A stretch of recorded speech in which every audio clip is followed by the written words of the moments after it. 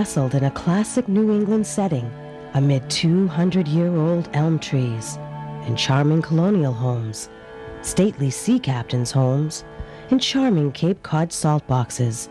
Shoreway Acres is a graceful blend of Cape Cod's past and present. Shoreway Acres, proud sponsor of Falmouth Community Television. Hi, I'm Pat Thatcher. And I'm Margaret Gifford, and we're from Sotheby's International Realty in Falmouth. So, Margaret, what do we say to people when they ask, should I list my house in the fall or the winter? The inventory is very low, and your house will be much more apparent. This is true. And also, remember, buyers are looking 24/7, 365 now. 97% of you are looking on the internet. So when you have real estate questions, we're here for you.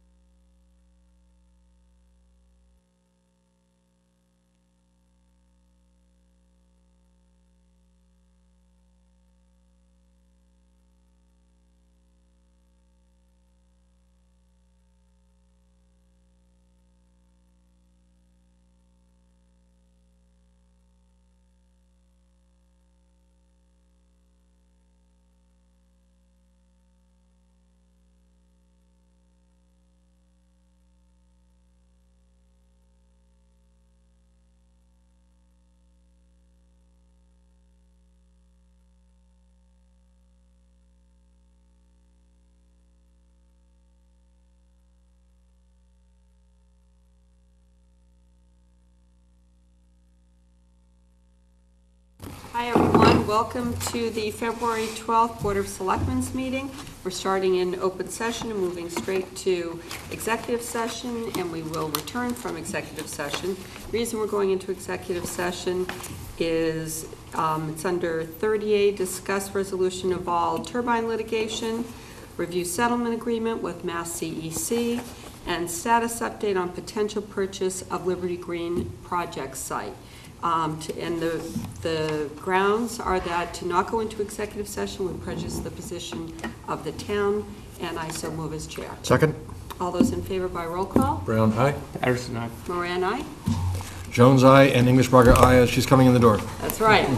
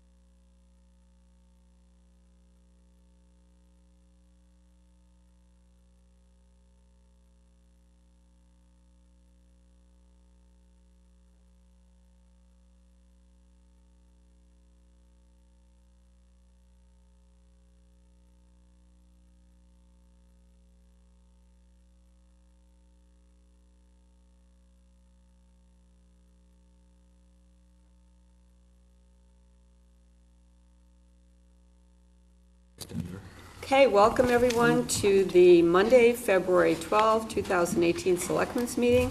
The first on the agenda is the Pledge of Allegiance. I pledge allegiance to the flag of the United States of America and to the republic for which it stands, one nation under God, indivisible, with liberty and justice for all.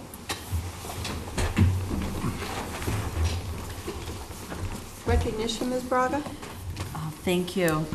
So tonight, it really is an honor to recognize a member of our community who has passed on, but not without leaving an imprint in just about every corner of our town. And I'm talking about our Selectman Doug Jones' father, DeWitt Jones, who many people knew as Dick Jones, who was an individual who served really in every capacity that you can in a community, and from being a veteran of World War II, he enlisted in the Air Force right after the bombing of Pearl Harbor, to teaching abroad, to coming back to your own community, even though he had a phenomenal Ivy League education, and dedicating himself to a life of service as a teacher in our community, in our public school system here. Someone who was a great lover of athletics and the outdoors and our beautiful community here on the water. And someone who was a member of town meeting, was on the planning board, a member of school committee, who of his own love for our community, really was part of festive activities around the holidays, creating parades. Someone who you really could go on for hours, and the life really reads like the what everyone I think hopes is kind of an American story. So we are so lucky that he chose to make Quissit and Falmouth, in the larger sense, his home for so many years. And certainly his legacy of service lives on in his family members. And we just want to recognize tonight the impact he's had on our community, and the service that he gave so many of us here. So And starting so many programs Yes. that are so vibrant today and will go forward into the future. So I just want to have a moment of silence.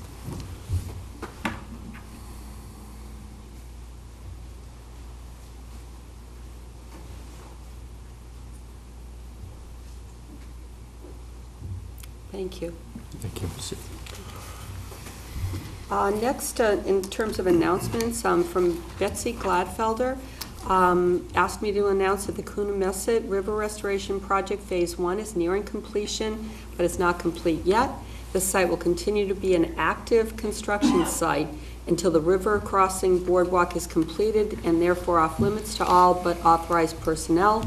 The completion date is anticipated to be in the middle of March. Until further notice, the Coonamessett River Restoration Site will continue to be closed to the public. Second announcement, very important, long time coming, coming from executive session. I want folks to know that the Board of Selectmen voted to have the town manager enter an agreement with Massachusetts Clean Energy Technology Center, known as the Mass CEC, which effectively reduces the obligation the Falmouth have from about $1.5 million to about $178,000. So that was a great result. And Julian, did you want to add anything, or? Thank you, Madam Chair. Only that I appreciate the board's support that was so necessary in allowing those negotiations to unfold. And I also want to thank Town Council Frank Duffy and Finance Director Jennifer Petit for their participation in the negotiations with Mass CEC and bringing this to an appropriate settlement. Maybe just to point out that at the town meeting, we will have a warrant article to fund that $178,000. That's right, look for that. And Sam? That is just for Win 1, though, right? Correct. Yeah, just It so is. everybody realizes it. Good point.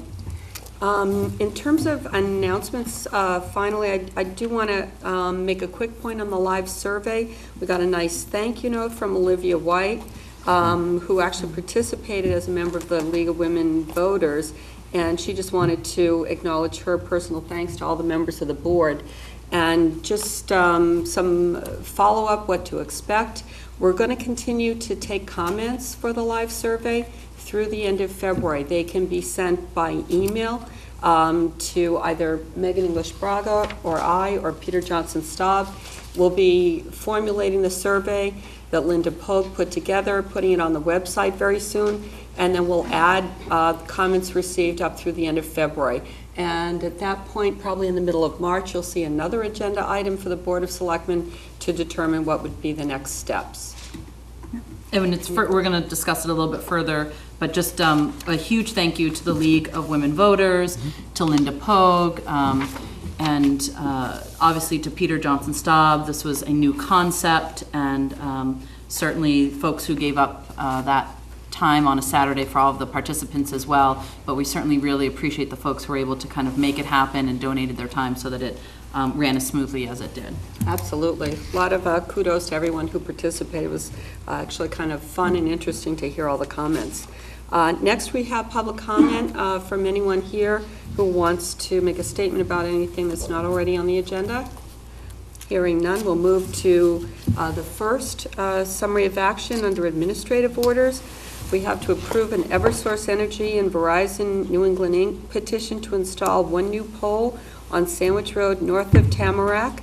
Next, we have approved Eversource and Verizon petition to install one new pole on Hinckley Road west of Little Harbor Road. Okay, I'd like to, on those two items, Yeah. I would like to hold them and have us not authorize them because we're still waiting for Verizon and Eversource to deal with Lakeview Avenue.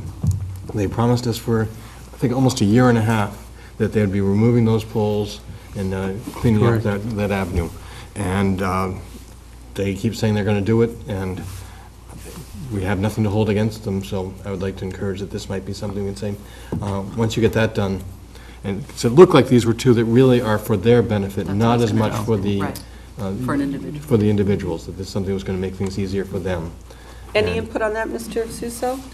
Only that, as Selectman Jones indicated, I had recently reached out to the Eversource representative to ask for a status report, and was indicated that, in his opinion, he felt essentially they were complete, but our Deputy Public Works Director, Peter McConerty, provided a further update that the work, portions of the work still remain undone, as Selectman Jones has indicated. So we have been extraordinarily frustrated, and as the board's aware, I had asked our legislators if they would intervene in this process that occurs all too often in municipalities dealing with public utilities.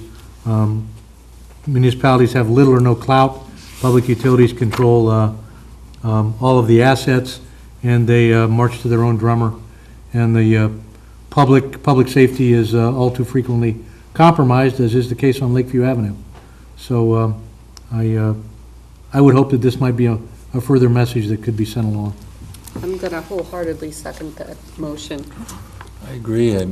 Not only on Lakeview Ave, but they seem to have issues, widespread around town. Poles that, when a pole gets broken, instead of just replacing it, they cut a piece off and scab a couple of blocks on it, and it just, it's incomplete. A lot of stuff is incomplete around town. So is your motion to hold it? Mhm. All right, well, Second? all those in favor? Aye. Thank you.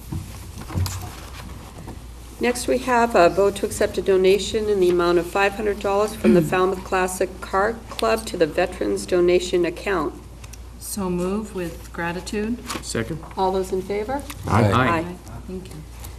Next, we have a vote to authorize the town manager to sign an amendment to agreement for wastewater planning funding from AFSCME mitigation funds. Mr. Suso. Thank you, Madam Chair. You and members of the board have a copy of a communication from our wastewater superintendent, Amy Lowell, making a recommendation also on behalf of the Water Quality Management Committee. And I know we have both Amy and Eric Turkington in attendance, and I would defer to them for further comments on that recommendation. Welcome, Amy. Hi. I'm Amy Lowell, the town's wastewater superintendent, and Just going back a little bit on the status of the town's wastewater and nutrient management planning. Town submitted a comprehensive wastewater management plan and the environmental documents to the state for the South Coast watersheds and West Falmouth Harbor in 2013, and the state approved that plan conditionally in 2014. And so the approval allowed the town to go forward with the Little Pond Sewer Service Area project and with a large number of pilot projects that the water quality, or demonstration projects is a better term, that the Water Quality Management Committee has been overseeing and working with other departments on. But the conditional part was that the state required that the town come back by December of 2019 with what they call, a document they call a notice of project change, which really is intended to provide them an update on how the town plans to meet the nitrogen load limits for these watersheds. Excuse me. So with that conditional approval, the town moved forward and completed the Little Pond Sewer Service Area project in 2017. The status there is that more than half of the residential properties are connected to the sewer, and about half of the commercial projects properties are in that area are connected to the sewer. The Water Quality Management Committee has continued a wide variety of demonstration projects, including the demonstration of alternative and innovative treatment systems in West Falmouth Harbor, and the various aquaculture projects. You know, you've been updated on them for a number of years now. Those projects were part of the town's vision. Implementing those projects was part of the town's vision when the plan was submitted in 2013. So it is now time, in order to meet the 2019 deadline, end of 2019 deadline, to initiate the next phase of wastewater and nutrient management planning. The Department of Public Works has worked with the Water Quality Management Committee and with GHD, the town's engineer who has done these previous phases of planning with the town, to develop a scope of work and for a next amendment under the wastewater management and planning contract. The scope of the amendment is, the first phase of work is really to provide engineering evaluations and backup for a next phase of wastewater planning. The committee has discussed in their own meetings a next phase of planning that would move east in the South Coast, moving to the next peninsula to the east and looking at the watershed to Great Pond. And there's only so much evaluation that the committee can do or that the town can do without some engineering support on what wastewater flows you would get from that area and what that nutrient load would be and how you would implement such a solution. There are, of course, the bigger questions of where the treated wastewater would be discharged, and so this scope involves some serious evaluations of discharge options, both land-based and ocean-based options. That will also provide cost estimates, preliminary cost estimates for the various options that would be under consideration. Another phase of the report to be initiated after the engineering evaluations is really just working with the Department of Public Works and most notably the Water Quality Management Committee on a document that meets the state's requirements for the next phase of planning. So that document will have updates on the demonstration projects and present a more detailed planning scenario for Great Pond, and an update to the state on how we're doing in meeting the TMDL for Little Pond and for West Falmouth Harbor, both places which the town has spent a great deal of resources in the last few years, and then planning scenarios for the additional South Coast watersheds. The total value of that amendment is $575,000. It's been proposed that be funded through AFSI mitigation funds. Right now there is $1.9 million left remaining in the AFSI mitigation fund, the request tonight was that the Board of Selectmen authorize the town managers to execute this amendment to allow the town to proceed with the next phase of planning. Very important work. A quick question, how does this fit or compare with 208? So the 208 is a parallel effort, but a very different, sort of a very high-level look at wastewater planning that is supposed to, my sense of it is that it is a tool that the towns may use for planning, but it is not a replacement in any way for the town's planning efforts. You may have more thought on that. I think that's well said. Yeah, indeed. I have a question. Is this money, do you think will be enough to also look at the Walkway Bay watershed? So this, part of the notice of project change document will be outlining a planning scenario for each of the South Coast watersheds, but it is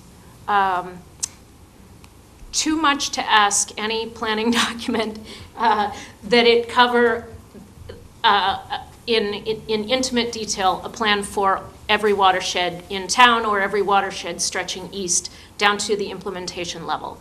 Really, this document is intended to take the town to the next stage, specifically with the Great Pond watershed, and then outline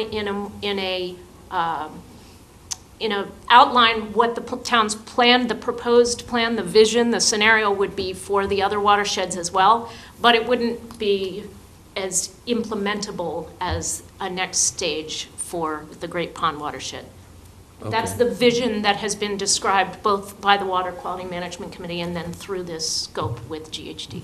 But you, I'm sorry. Go ahead, Megan. I was just going to say, so detailed for the Great Pond and Green Pond, and then an overview for the others. Yeah, and the overview would be more informed than it has been in the past by the previous studies that have been done of wastewater planning in town, but even perhaps more importantly by a lot of the demonstration projects that have been done in town. The town's really been, or through the Water Quality Management Committee, been proceeding in parallel with those. And the idea is that the town would have a scenario for each of these watersheds to how ultimately to meet the nitrogen threshold for those watersheds. Okay, thank you. Any other questions? Is there a motion? I would move that we authorize the town manager to execute this amendment. Second. All those in favor? Aye. Thank you for the Thank you. presentation. Thank you very much. Thanks for coming, Eric. Is there anyone from Lawrence Lynch here? Okay, the Lawrence Lynch matter is going to be continued to our next meeting in February. February 26th. Thank you. Next, we have to approve an extension of the Woods Hole Business Association Church Street parking agreement. Mr. Suso, do you want to tee it up? Yes, thank you, Madam Chair, members of the board. I'm going to ask Peter if he'll turn on the projector, because I think we have a thumb drive item in there as well that you might want to throw up. Several years ago, the Selectmen authorized an agreement with the Woods Hole Business Association that involves a number of parking spaces in the, what we refer to as the Steamship Authority lot, and those are utilized by the Business Association to provide parking opportunities for their employees in a one of our most parking-starved areas, of course. And this is one of the pages from that original agreement. It does expire in May of this year, as I recall. And Beth, on behalf of the association, had transmitted a request that consideration be given for an extension. And as I recall, the original RFP provided for an extension up to 5 years in length at the determination of the board. And I know that we have some comments in store, I believe, from representatives in attendance as well. Thank you. Welcome. Hi, Hi. I'm Donald Estes from the Landfall Restaurant. I'm also the treasurer of the Woods Hole Business Association. And I'm Beth Colt from Quicks Hole Tavern and Woods Hole Inn, and I'm vice president of the Woods Hole Business Association. So how has the agreement worked? What's been good about it? Anything not good? The request has been made to extend, so I assume mostly good. Yeah, so it's 45 spaces in the steamship's parking area. The town owns this and leases it to the steamship. The steamship operates a shuttle. They use the other spaces for the steamship head customers. This has been extremely successful. We have 18 companies who are participating. They're paying a fee to us, which we turn over to you, which is equivalent to the amount of money that you make off of a space that you're selling to the steamship. So from a financial perspective, it should be a complete wash to the town.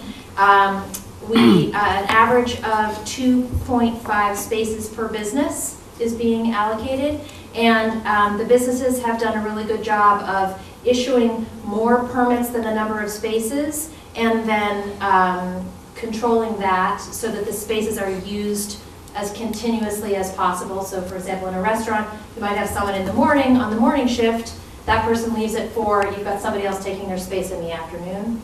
The steamship has been incredibly helpful in processing those permits. There is quite a bit of paperwork that they require, and every single person needs to go to the Steamship Authority Palmer Avenue lot to get the special decal that allows them in and out of this lot.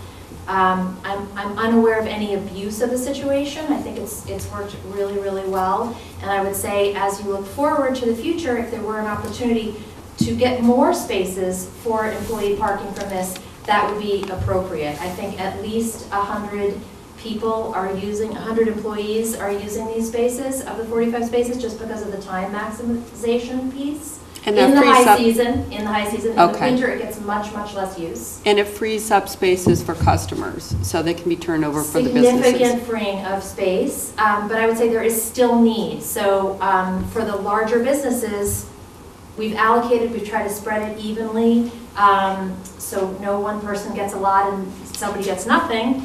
But you know, for a busy restaurant like Donnie's, 4 spaces, it helps, but it doesn't come close to covering his actual need. How long an extension are you requesting? It was written out in the original agreement that we would request an additional 5 years. I have to first look, Doug, who went through the blood, sweat, and tears with me of about a dozen meetings with the steamship to get this benefit and really led those meetings, so. If you could choose the number instead of 45, what would you want it to be? I mean, 60 would be great.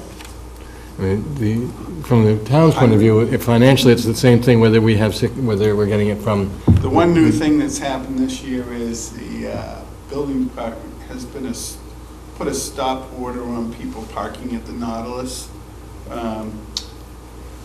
We really don't know much about it. We've asked, and not much has come our way as to know why that has happened.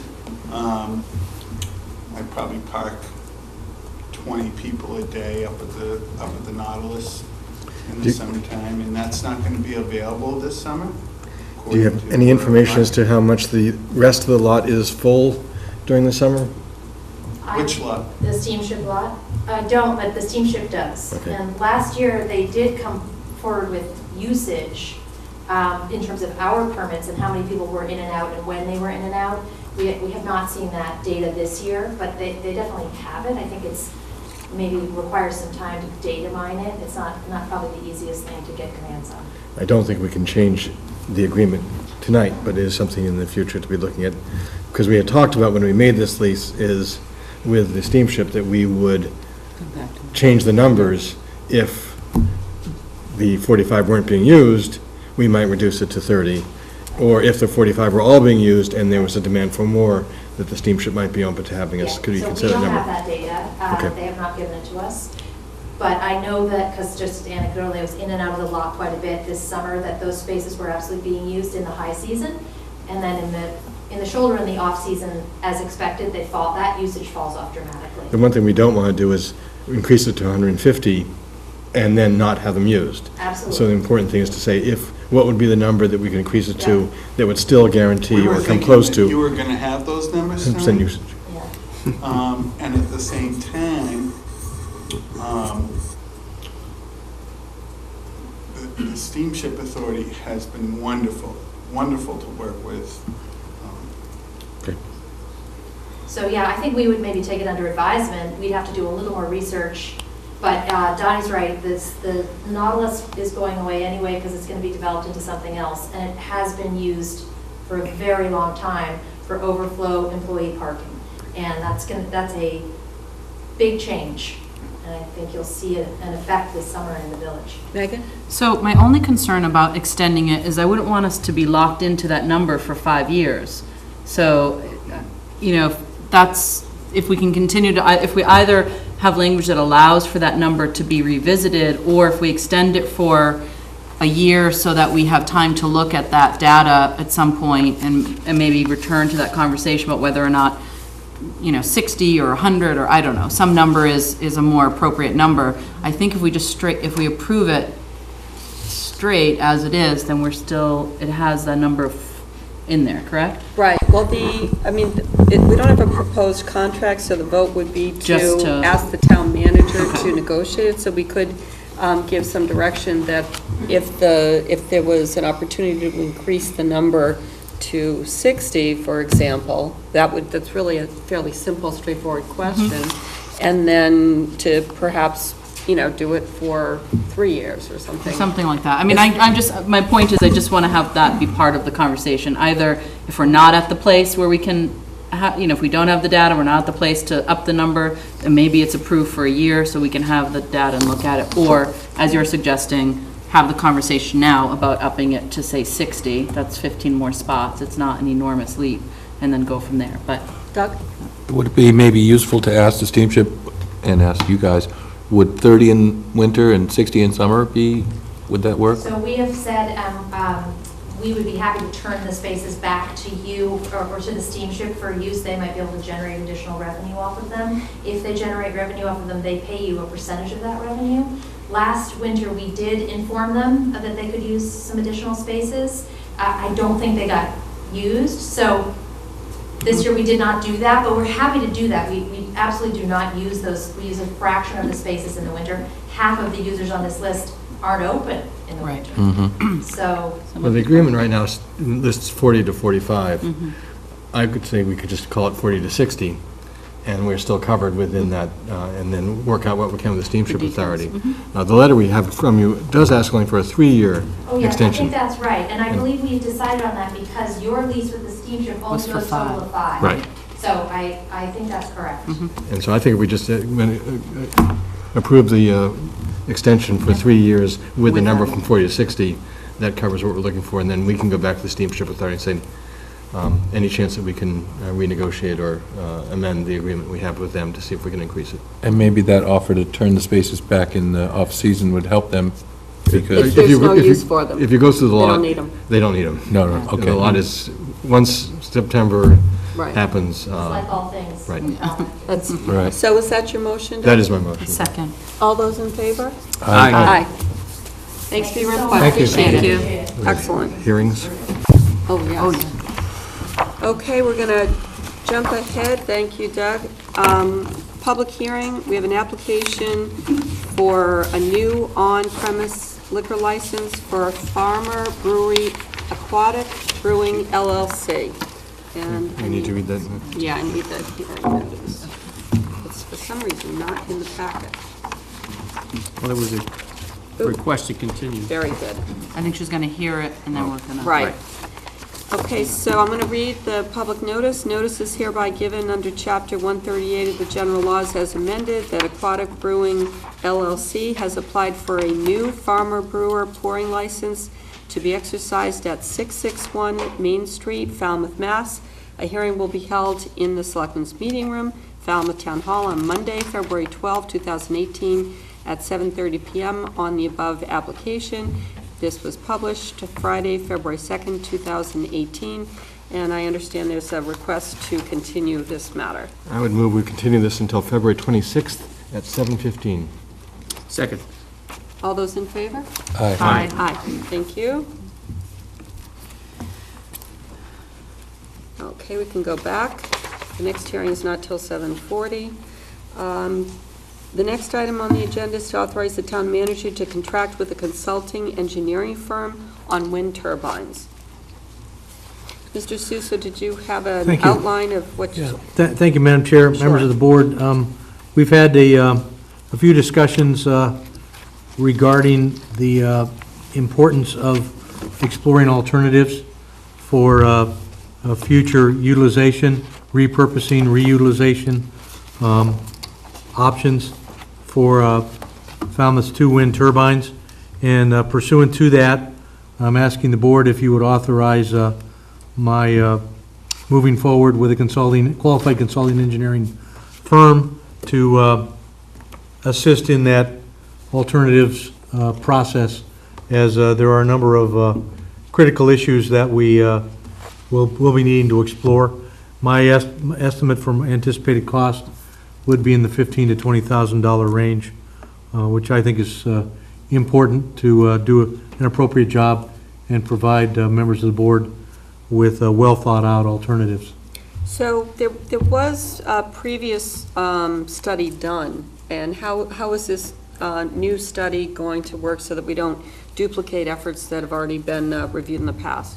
Looking at the, great question. Looking at the original study, it did not take a serious look at alternative locations on the 300-plus acre wastewater site. Those 2 locations were determined, and actually the towers erected prior to my arrival as town manager. What was looked at as part of the wind turbine options process was alternative locations within the town of Falmouth, given the realities of the zoning code and the pattern of land uses in the town. But it did not take a serious look at the potential for instance, locating a turbine on the 300-plus acre property, but most distant from any occupied residences, for instance. And that is the kind of evaluation that I think begs to be done in terms of reporting information back to the board. My understanding is that in general, the 2 sites selected that Wind 1 and Wind 2 occupy were fundamentally based upon wind speed measurements that were done at that time to determine what seemed to be the most optimum locations for continuous wind or most steady wind, as opposed to the scenario I mentioned, which would be more responsive to the challenges that we have been faced with here in the town of Falmouth. So more, where can they be sited so they don't bother anyone, as opposed to the most benefit for wind energy? Is that the nuts and bolts of it? Correct. And then I assume you can also include cost of takedown and movement, because I know those were done at some point in the past, but that was quite a few years ago, and I'm sure the Correct. costs have gone up like everything else. Yeah, they were done, but they were very dated, as you indicate. I'd also look at the concept which was suggested by town council a few months ago, and also here at the Selectmen's meeting, I believe by Mr. Finneran, about potentially repurposing the tower for Wind 1. So those kinds of concepts I would like to have the engineering consultant look at as well. Including Dan Shear's idea about a cell tower? Correct, the repurposing of the tower for cellular purposes or any other reasonable purposes, correct. Megan? Also, just to remind folks, I think this obviously fits in with the requirement that we have from Rob Palmer to present a plan for what's going to happen in terms of Wind 1. And I think we need to respond by May, or is it April? April. April. The end of May, actually. At the end of May, okay, that's thank what I you. thought. So hopefully You're right. this will give us time to have some information, to be able to put together at least an initial idea of what we need to know those numbers before we obviously consider any particular plan. So I think that it's, it's timely, and probably we're getting a little close to when it really has to start happening for us to have that Building information. inspector's order. Yes, Absolutely. yes, we have to reply to him, obviously. I'd move that we authorize the town manager to contract with a consultant engineering firm. Second. All those in favor? Aye. Aye. Thank you. 7:40. Okay. Next. I'm not taking questions. We're headed to a hearing. Just clarification whether you're talking both turbines for relocation or just one. If you come to the podium and just announce who you are, sorry, no one at home can hear you. We'll take this one question for clarification. It's an important one. I'm Christine Legere from the Cape Cod Times, and I am wondering whether you're talking about looking at moving both turbines to somewhere on that property, on the wastewater property, or simply one of them and then repurposing Wind 1. So the study is going to be comprehensive. It's, we're not at this point really talking about moving the turbines. The engineering study, though, is going to look at both of the turbines in the, with respect to the questions that we just outlined. I thank you for that question. That was not clear. Okay, thank you. Next hearing, 7:40. The Falmouth Board of Selectmen will hold a public hearing under Section 240-77 Wetland Regulations of the zoning bylaws of the Town of Falmouth on February 12, 2018 at 7:40 p.m.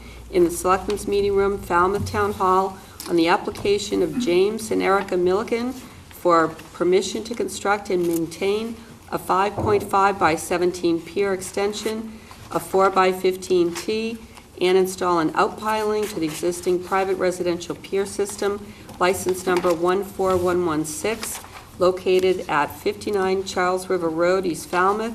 Area affected is Charles River. Interested parties may review the file on this hearing at the Selectmen's office. Per order of the Board of Selectmen, published February 2nd and February 9, 2018.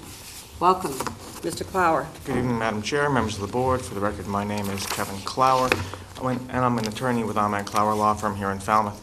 I do have a display. I'm not sure if it's best to, I'm not sure if it's loaded on the computer already, but I do have a thumb drive, or I can just put it on the easel, whichever is the board's preference. Let's try the easel.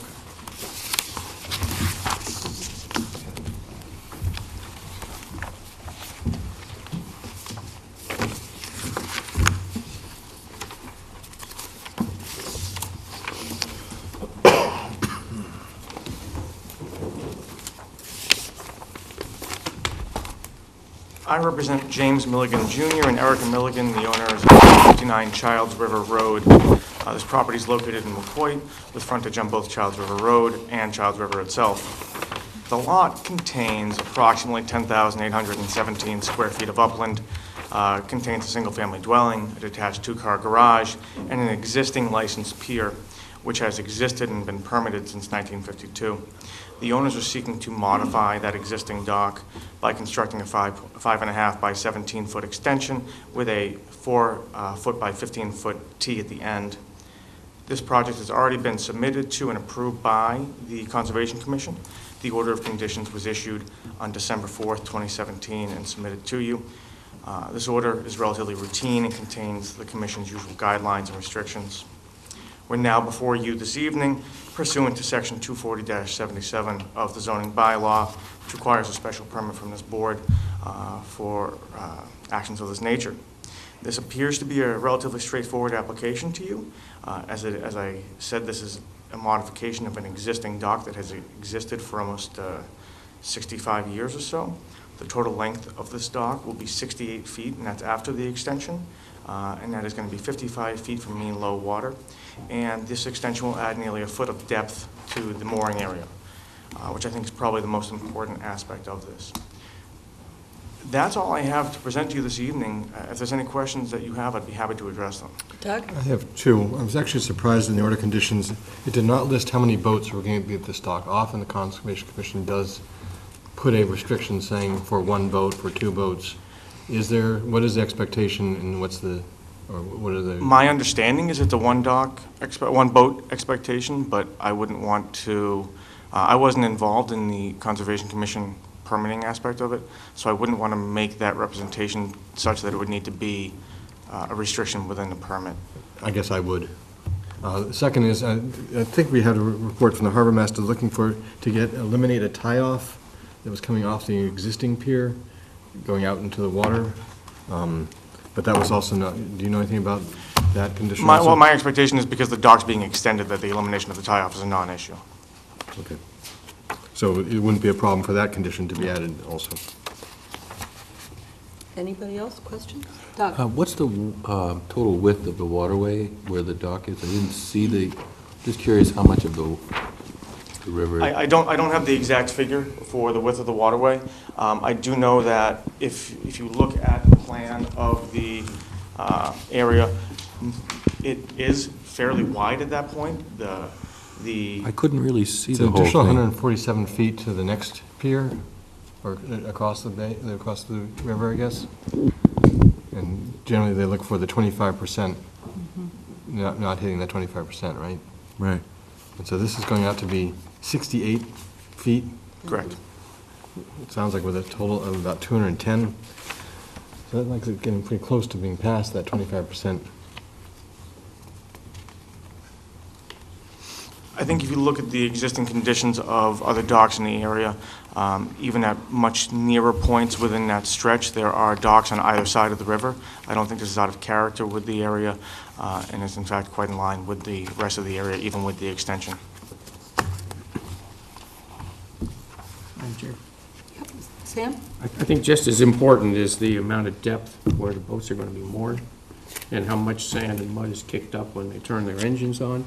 So I think the Conservation Commission, I know the Conservation Commission has looked at this in detail and looked at all of the aspects of it. So I'm fairly comfortable with this proposal as presented and approved by the Conservation Commission. Any more questions by members of the board? Is there anyone here to speak in favor of this dock? Seeing none, is there anyone here to speak against this dock? Seeing none. Anything else, Mr. Clower? Not at this time. I'd move to close the hearing. Second? I All was in just going to favor? say, That's okay. just curious question. Before the close of the hearing? Does, Yeah. No, we didn't vote, so do you want to ask it? I was just going to before? say, imagine the Conservation Commission considers that total width question as well. They do. Okay. Okay, so we'll, on closing the hearing, all those in favor? Aye. Aye. Any deliberations? I move approval as conditioned and submitted. And I'm sorry. there was a question about the number of votes, the two things that you raised. Doug, did you Yeah. want to add that to Sam's motion, or would Sam consider it? I have no problem with it. I think the depth limits the number of boats that could be moored on it, but I know those questions are brought before the Conservation Commission every time. I hear them consistently. I'm not sure why they might not have added that as a condition, though. I mean, if they can fit a small whaler on the other side, it'd be a shame to throw them a curveball at the last second. Megan? I guess I would just, I mean, I share that concern, but I think that in general, Conservation Commission, if anything, is very detailed. So my guess is they didn't note that because they probably discussed it and didn't have a problem with it. I think that they generally err on the side of making sure they put all of the conditions, if they have In the any report. concern, exactly, if they have any concern. So I would feel comfortable with it as is, because I agree, I think probably the depth and that space is going to limit what can go there. Well, it looks like you could fit 3 there easily. That concerns me. I think Charles River doesn't need to have 3 boats there. And I guess our job is not just to rubber stamp what the Conservation Commission does, but to consider things. And I think it's an oversight. I think they do a great job, but I would feel much more comfortable conditioning it with both to make sure that tie-off that the harbor master's asked be removed is removed in the as a condition, and that this dock be for 1 boat. I mean, it is only 20 feet that they really have as tie-off. But if their premise is that they want to get in deeper water, there is a inshore place they could tie a boat, but that's going back into the shallow water. And I'm okay with them doing a pier extension to get in deeper water. I'm not okay with a pier extension to get more boats at the pier, at the dock. I'll second your motion. All right, all those in favor? Aye. Aye. Aye. With those Thank two you very much. conditions. Thank you, Thank Mr. you. Clower.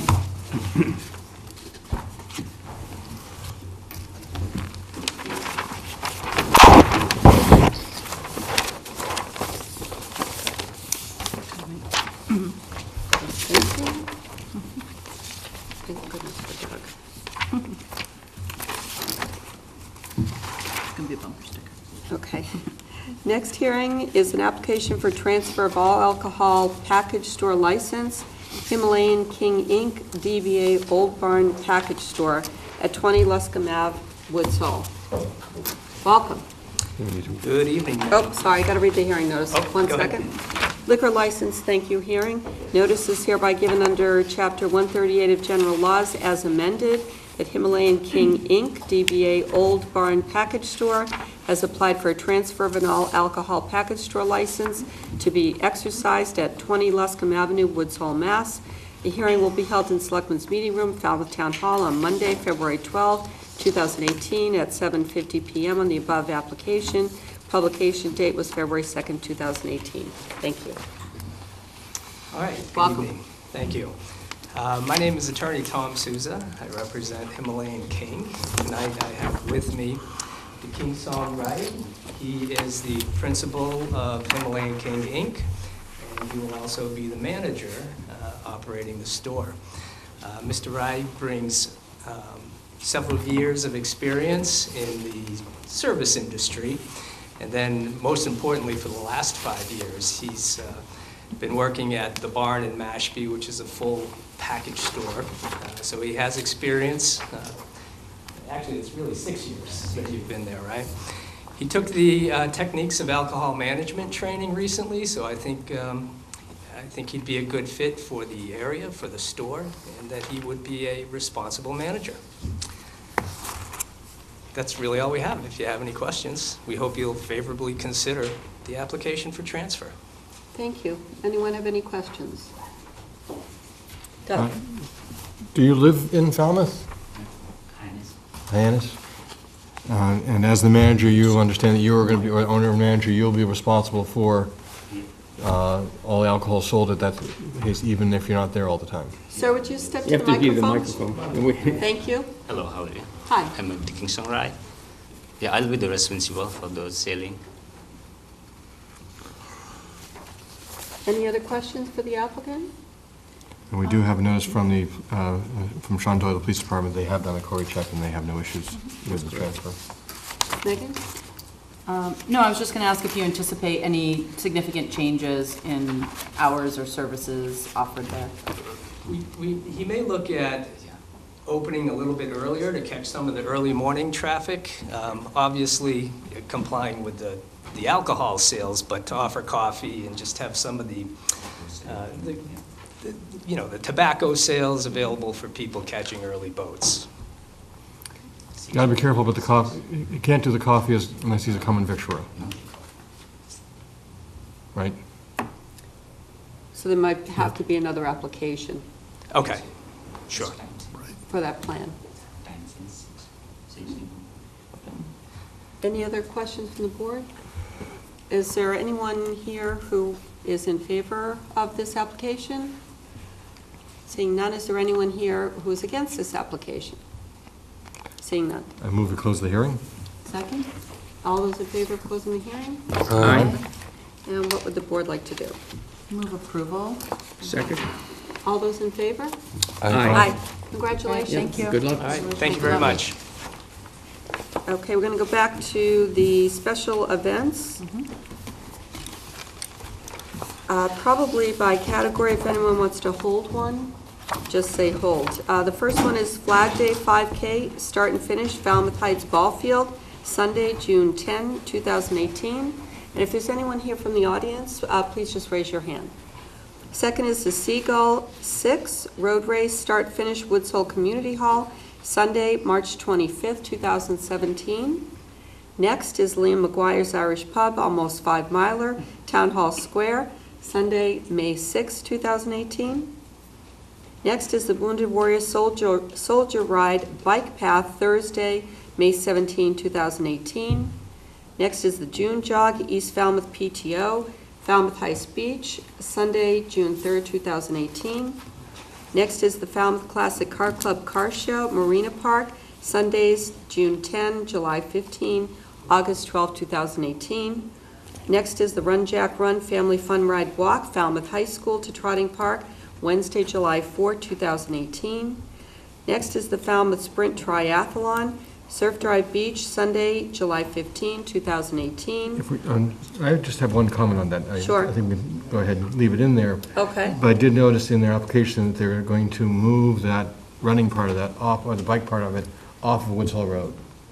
They're going to reroute it so it will not be used on Woods Hole Road, which was a major Probably a problem this good year. thing. Yeah, that is a good adjustment. Good point. Next, we have the Falmouth Walk, Town Hall Square to St. Barnabas, Saturday, August 18, 2018. Next, we have the Rotary Club Craft Fair at Marina Park Band Shell, Saturday, September 1st, and Sunday, September 2nd, 2018. Next, we have the Zuma Women's Half Marathon and 10K, Old Silver Beach, September 29, 2018. And we also have the Kerwin Murray Memorial Bike Ride, Start Finish, Surf Drive Beach House, Cape Cod Marathon Route, Sunday. What's the date, Ms. Braga? The date is incorrect. I can just pull it up and look at it, and so if we can just... We'll edit that date. that. I think it might be the 14th. 14th is Okay. what I believe. Double it is. check. That would be a Sunday. Okay. Yes. So we'll make sure that, Mr. Sousa, if you would make sure that's on the actual typed permit when I it comes think around. it is on the Okay. permit. It is? It's just Okay. incorrect on the agenda. All right, next and last for that section, Cape Cod Marathon Weekend, start, finish, Village Green and Town Hall Square, Saturday, October 27, and Sunday, October 28. These are all of the recurring recommended. Is there a motion? Just before we comment on the Cape Cod Marathon Weekend, we did have some concerns Yes. last year, this past fall, about conflicts at the Heights. And I've noticed that they've changed their hours to make sure that they're not going to be at the same time as the Recreation Department soccer program.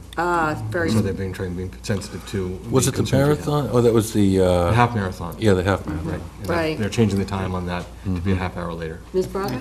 And just to clarify, it is the 14th of October for the Memorial Bike Ride. Great. So and it's this is- correct on the application, just not on the... Okay, great. And could I just, before we approve, could I just make one note that I would, I just want to make sure that we are, I know we always put in all the conditions about trash, the removal of trash, but I really hope, we've talked about this before, that we could include some language about, recycling requirements. So these bring in, especially all of these really active races. I mean, there's just an enormous amount of water bottles, sports drinks, and that, I think we're just missing a huge opportunity not to require these folks. They do so many other great things to get these programs off the ground, but just to require, and I think that we talked about this before, they're really supposed to do some of that anyway, but if we can clarify that about the trash, that they do also include some recycling receptacles around the main areas. Maybe a note could just be placed on each permit as they come and pick them up. Will do. That would be great. Good point. Does the Sam? town actually provide those containers, in the trash containers?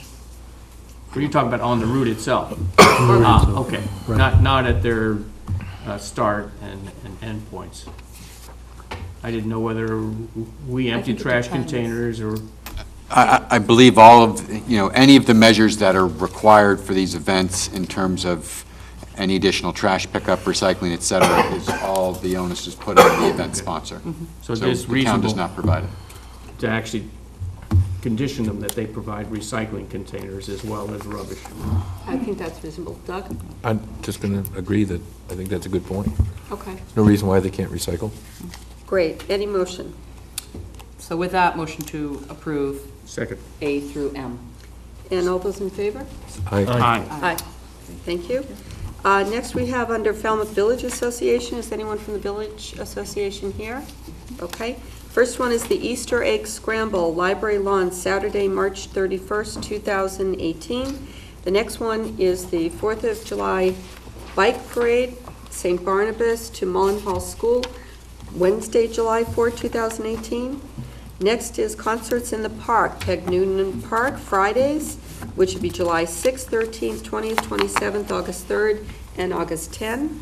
And then we have Movies in the Park at Peg Noonan Park, Wednesdays, which would be June 27, July 18, July 25th, August 1st, August 8th, August 15th, 22nd, and 29th. And the Street Fair, Main Street, Wednesday, July 11. And the Trick or Treat Stroll, Village Green, Main Street, Saturday, October 27, 2018. And next, the Holiday Stroll, Queens Bikeway, Main Street, Saturday, December 8th. That is a lot of great activity for the Main Street Village Association. Are they gonna, I move approval. I didn't see a note about any road closures, but we know the There was holidays... on the holiday stroll. On the there holiday was. stroll, Yeah. but they had talked about maybe increasing the road closures, but I guess they didn't ask for it on the street fair. That's a I guess given. not. They Okay, always do on the street. Oh, I yeah, think they that's a didn't ask for it given. because they've always closed. okay. Right. All right, then. Sam, I think you moved I it. did move approval. Is there a second? Second. All those in favor? Aye. Aye, thank you. Next, we have new recommended. All of these, by the way, were reviewed by the director of the beaches and were approved. The first one is a wedding ceremony at Bristol Beach, Leaper, Friday, July 27, 2018. The next one is Old Silver, Andrews Brown, Saturday, September 15, 2018. I had a question about that. I'm not sure if we have anyone here for that one. It does talk about 3 o'clock to 10 o'clock parking. Yeah. I was wondering about that myself. And I guess I would like to find out, is that really their plan is that on mid-September Sunday, they're expecting to, or Saturday, September 15th, they're expecting to leave their cars there for 7 hours for an event that's from 4 to 5. Let's hold that one, since Check they're that not out. here. So we're holding Andrews Brown Yep. for Saturday, the 15th of September. Next, we have Surf Drive Beach, Mill Road, Schwartz, Saturday, September 16, 2018. And also Mill Road, Surf Drive Beach, Robbins, for Saturday, October 6, 2018. The question I had on the Robbins one, it talks about 45 guests and 5 vehicles.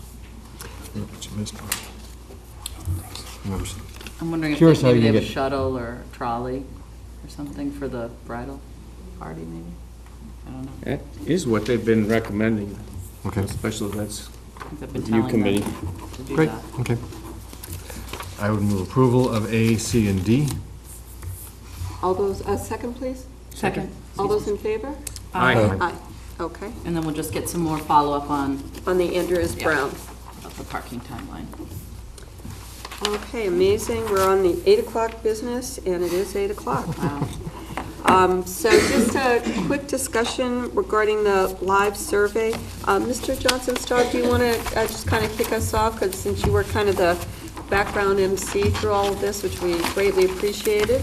Sure. I don't want to take more credit than is due, because as I think the board is well aware, the lion's share of the work on this was really done by Linda Pogue, who is a resident marketing professional who came forward with not just a really intriguing concept for this event, but was that unusual individual who then offered to volunteer to back up the great idea with some actual footwork.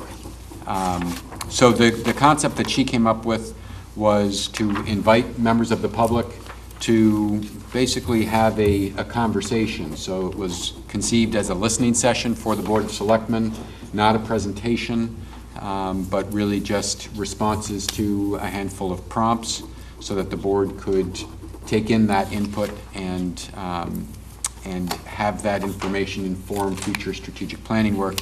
And of course, this was all in response to the board's call for volunteers and ideas about community engagement, consistent with the Board of Selectmen's strategic plan, one of the priorities of the 5-year strategic plan. So we promoted the event as best we could. We sent out emails to town meeting members. We sent out press releases to newspapers and radio stations. It's posted on the town clerk Facebook page. The village associations were contacted, local Democratic and Republican town committee, various other community groups were contacted. We had 91 people show up at the high school on Saturday, February 3rd at their 8:30 for bagels and 9 a.m. for the actual start of the dialogue. And Linda facilitated herself, and I think we were all a little trepidatious, not having done anything like this before and not really knowing any community that has ever done quite This, not that we're the first to do community engagement or public forums, but this live survey concept that Linda Poe came up with is really very innovative, and we don't know anyone that's done this per se. And I think everyone was really quite pleased that, we had decent turnout. It was very cold. It was a brutally cold day, and about half of the 91 people that were there, roughly, were probably town meeting members. But we did have some new voices, which was one of the goals that the board had for the event. And as a follow-up, we will be posting an executive summary of the input that was received, as well as the transcript for the event. So we had two volunteers to keyboard as best they could everything that was said, and that will be posted unadulterated so that the entire community can see what was provided. The only other thing I would add is that we have the ability to add written comments, so if members of the public want to continue the conversation and add on to the ideas that were received, you can email them to me or to the Selectmen at falmouthmass.ma.us, and we will append those to the documents that will be posted on the website. And since we're going to be, following up with this, we're going to take those comments through February, and then that'll be the intact results of the live survey, this very first one. I don't want to move ahead without thanking, the team we had from FCTV and from the high school in terms of the audio and the visual presentation to make it a little bit different. League of Women Voters were integral, attended dress rehearsal, made sure that, everyone's comments were heard. In terms of the format, we wanted to, have quite a bit of guidance going forward just to get, kind of an overview of topics. And so the point of this first agenda item is to really talk to the, amongst the board about what we see as next steps. I know some folks suggested we next take one or two topics and look at those. For example, in the past, there was an event called A Sense of Place that was done. Eric Turkington was there, Mary Pat Flynn was there. That would be some kind of option about kind of looking at agendas going forward about, how Falmouth, how's our customer service, how do we spend our money, what kind of innovative ways of thinking should we be including in our planning going forward. So two things I just want to really thank, especially Peter and Linda and Megan in moving this concept through, which was decided at the board's strategic planning, which we do every year. And then I just kind of wanted to get your thoughts. I mean, I know it's difficult to sit there and not immediately respond to folks' concerns, but going forward, where should we take it from here, Megan?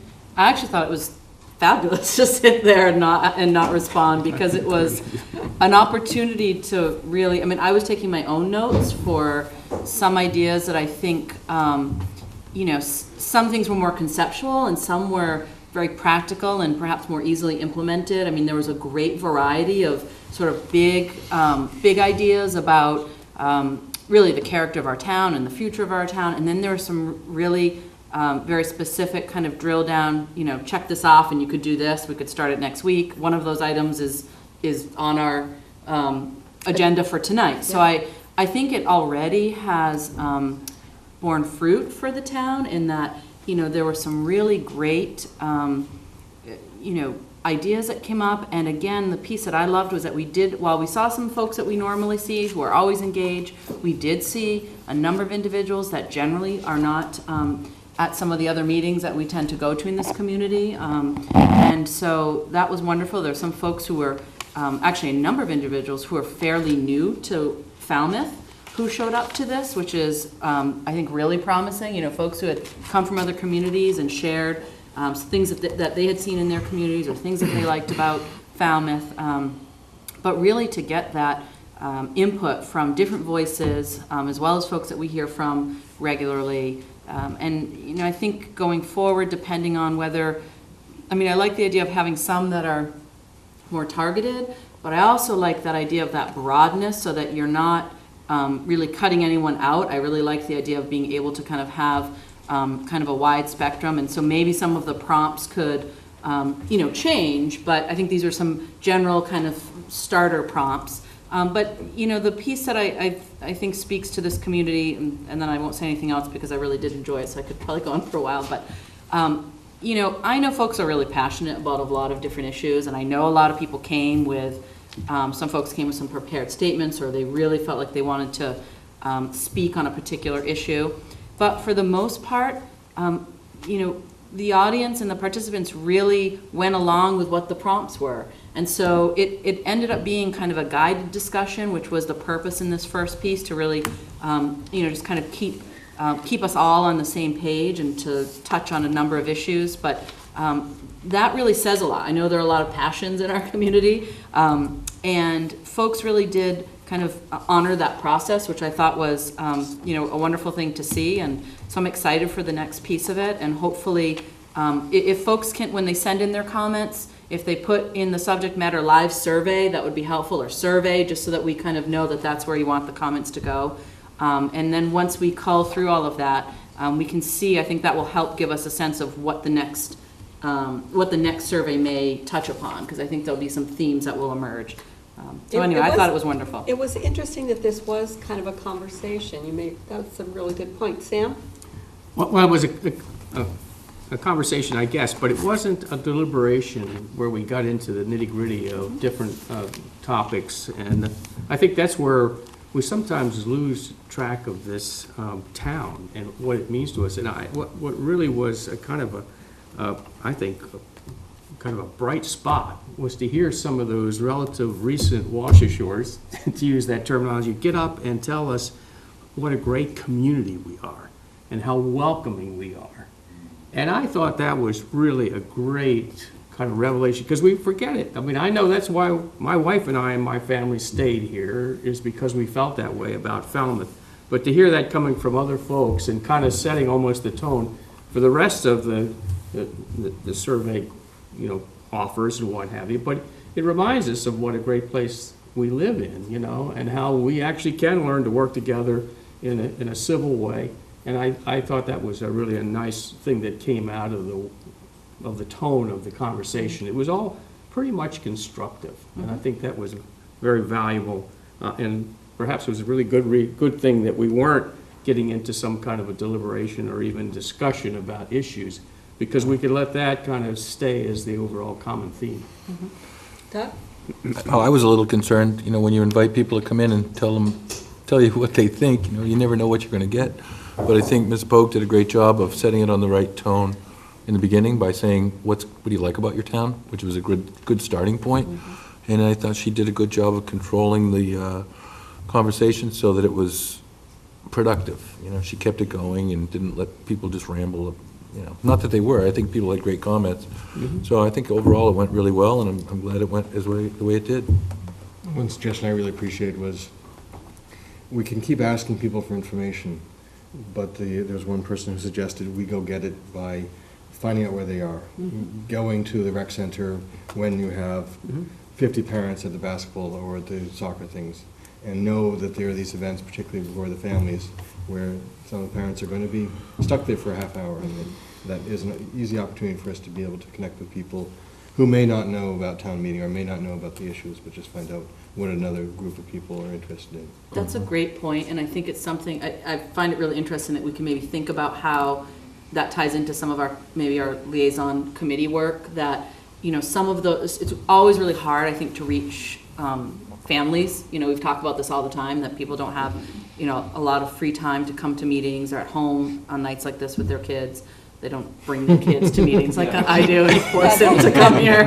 But their kids won't need a therapist later, but mine will. But no, I think it would be great if we sort of strategically think about some of those places, some of those events, and we can bring particular issues, and work with, maybe if you're talking about rec committee, work with rec committee about, touching base with some folks when they're at some of these places. I mean, it takes 2 minutes to get some input about various issues. So I'm really intrigued with something like that. Is not that hard to implement. It doesn't take any additional funds or restructuring. So I think exactly comments like that were really helpful. And even if it is an issue, maybe just that we try to get there and introduce ourselves as Exactly. saying, you know, I'm one of your selectmen, and What do you want to how's the basketball game going? Right, exactly. And how many times do you all hear, I know when I go places, people think, well, oh, this is off time, and they're, they'll sometimes say, really sorry to bother you, I know you're, this might not be right, and it, I know we all feel the same way, and I always say, of course it's the right way, I run into you, let me know what's on your mind, I'll, let you know what's going on, or what we can do, or, that kind of thing. So, that's one message, but in terms of, this, again, this board, just the way we started the Climate Action Committee, we're not going to be doing these studies and leaving it on the shelf. The next thing I think that we should consider is after the end of the comment cycle, which would be the end of February, that the next action would be to maybe divide them in 3. One of them are things that can be handled, just put on an agenda. For example, we're doing that today with, I thought it was very fitting that Mark Finneran have the first crack at that, so. Quiet. Right. We've never heard of him before. We really want to encourage him. But things that can be handled pretty quickly and that are straightforward, things in the middle that we might want to, have some research, more information, maybe some committee work, and then some long-term planning that, some things that have to do with budgeting or maybe looking at that window of opportunity. So how do you feel about that being the next step, part 1, and part 2 being deciding on what might be the next forum? Is it, we don't have to decide this today, but just to think about, is it maybe a summer event so that we can get some of the folks that are also here, maybe just for the summertime to really interact with folks that are here the whole time and kind of give that balance. Early summer. Early, right. Because, as soon as you get to the halfway point in summer, people are like, oh, my time is going too fast, and, they don't want to take a moment, but if it's... Speaking for yourself. Yeah, I'm just saying. And all of us, Megan? Yeah. No, I like the idea of the 3 tiers, easy to implement, that we could just kind of take on and make a decision as a board. Those other pieces where we maybe want to have some more public input and raise more awareness around them. And then I think, the other category would be a category that also brings in some of the other boards and committees that are specific. I'm thinking about some of the folks who talked about, the gentleman who talked about, the idea of taking down or getting rid of the telephone lines, like long-term as we do projects. So some of those things specifically go towards planning, and so to kind of connect some of those ideas with the committees and boards that maybe have the, that drive those conversations. And they make natural agenda items when we do our joint meetings. Right. So that'll be another way to decide. It's a great planning initiative, because when we get these Eversource requests to change a pole, maybe we could say, oh, we got a policy in our town that we're going underground now. So instead of changing the pole, bury it. To connect.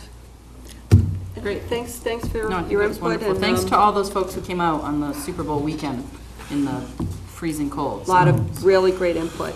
The next item on the agenda is to amend the warrant for April annual town meeting to include petition article to amend the Falmouth zoning bylaw properly submitted but omitted by mistake. So this is something that we've seen, but just didn't get on.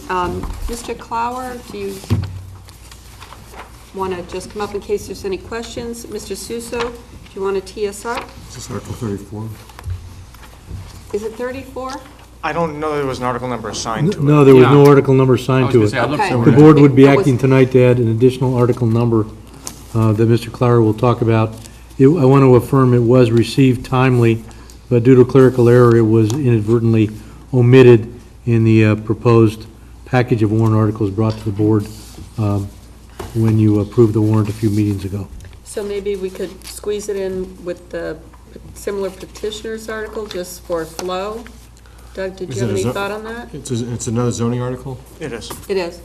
The zoning articles are handled by the planning board, so it would not be presented here to the board for you to take position on. This is just a presentation to add to the warrant since it was timely filed. So there's 2 by some guy named Kevin Clower already. This would be a It's a busy third. season. We have a 2 limit, don't we? So I would, So- oh, I'm sorry, go ahead. So I would move that we add the article that's being discussed as the new Article 35, and have all the others after that increased by 1. Second. Any objection to that? None? All those in favor? Aye. Thank Great. you. Thank you. Thanks for coming. Sorry you had to come again. Great. Is there anyone here on the variance to the sign code for law office of Andrea McKnight?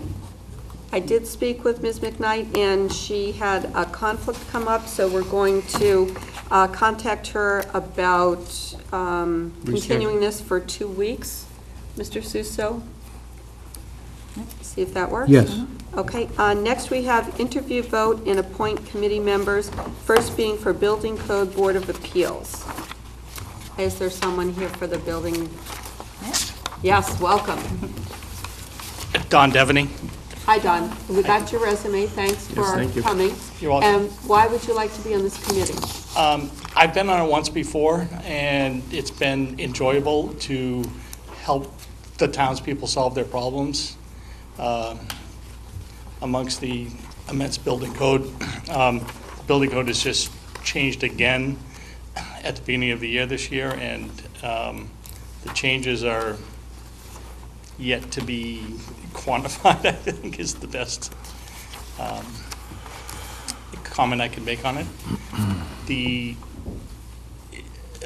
It's been a lot of fun being on there. There's a lot of members who invest a lot of time to help the people who are doing projects that sometimes aren't completely planned out and really need some help from us. So it's fun. I appreciate that, the sort of customer service place you come from. Doug? I appreciate you coming up and doing that, because not every town has a building code board of appeals, so we're lucky that we have enough volunteers to have one. Are there any questions for this applicant? No, I just would point out that this is not the zoning board of appeals, this is the building code board of Right. appeals. This is a board that I had to go through about 15 years ago, and I was doing a little project, but the amount of help I got when they were trying to inform me as to how I needed to do the job I was doing, it was extremely helpful having experienced construction professionals on that board to help out. And I guess I would just ask if you have a preference. There are 2 terms Right. available, so 2 positions, excuse me, available. One with the term ending 6/30/2019 and one 6/30/2020. Do you- As long as possible. I never give people 2020 is choice. fine. I always have okay. them What for the are you talking longest about? time. Give them a longer term. What am I thinking? I haven't been here long enough, I guess. That's right, that's right. I move that we appoint Donald Devaney to the term ending June 3rd, 2020. I second. We'll all second that. Thank you. Thank you very Don. much. Thank you very much. Okay, next we have the Commission on Disabilities. Welcome. Ms. Stack. Jean Stack. So I've been trying to get on this board for a while. I have a real passion around the disability and accessibility issue. I've been a nurse for over 40 years. My first start in the field was working with veterans who had experienced spinal cord injuries during the Vietnam War. So that was a real learning experience, only to have gone on then, and my husband eventually had a skiing accident and ended up a very high-level quadriplegic, so then I had it personally. So it has been a passion of mine, both professionally and personally. Currently, I'm working as a nurse at Cape Cod Healthcare and work on a daily basis with trying to educate the community and how do you go about it, how do you make it okay for towns, how do you make it okay for the people, how do you make it work financially. It all matters, and there's still so much education that needs to be done. A lot of people see accessibility tied strictly to like handicap parking and just ramps, and there's so much more than that. And so I see on a day-to-day basis the passion to educate people because doors are open that way. So this for me was, like I said, both personally and professionally, something that meant a great deal. Great. Questions from the board? When can you start? No, it's great, and you know, we had to, because of the requirements, we had to get to where we are now, which is a wonderful place to be, where we have it full, you know, filled out in the way it needs to be, so thank you for being. But I am very excited about having this opportunity. I feel it a real honor to have this opportunity. Excellent. Great. I move we appoint Gene Stack to the Commission on Disabilities, term ending June 30th, 2020. Second. All those Thank in you so favor? much. Aye, thank you. Thank you. so much. And Thank you. congratulations. Next, the Substance Abuse Commission.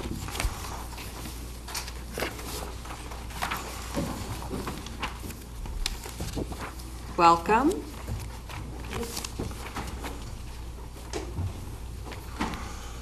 Ms. Price, why would you like to be on this committee? For a couple of reasons. I have personal involvement in family member with substance abuse. And I have spent almost 10 years working with military veterans and people who are serving. I've adopted soldiers. I've greeted them when they come home. I've been around them during some lectures, and I've watched them pretty much sit there and say, how am I supposed to recognize all these things? I'm not trained for this. I shouldn't be doing this. And when they come home, they don't know what to do. And a lot of them turn to drugs. And as we all know, heroin has become the bane of this country's existence at this point. And if we don't do something, you know, we're doing a lot to educate the kids, and there's a lot of programs in town, along with what Gosnell does in the partnership, that focus on the children. We need to reach out to the older addicts, the ones who are lost, and make sure that they can get the proper treatment and do whatever we can to help them. And we've got to look at the sober houses. You know, how can we change how the sober houses are looked at? The research I've done is we cannot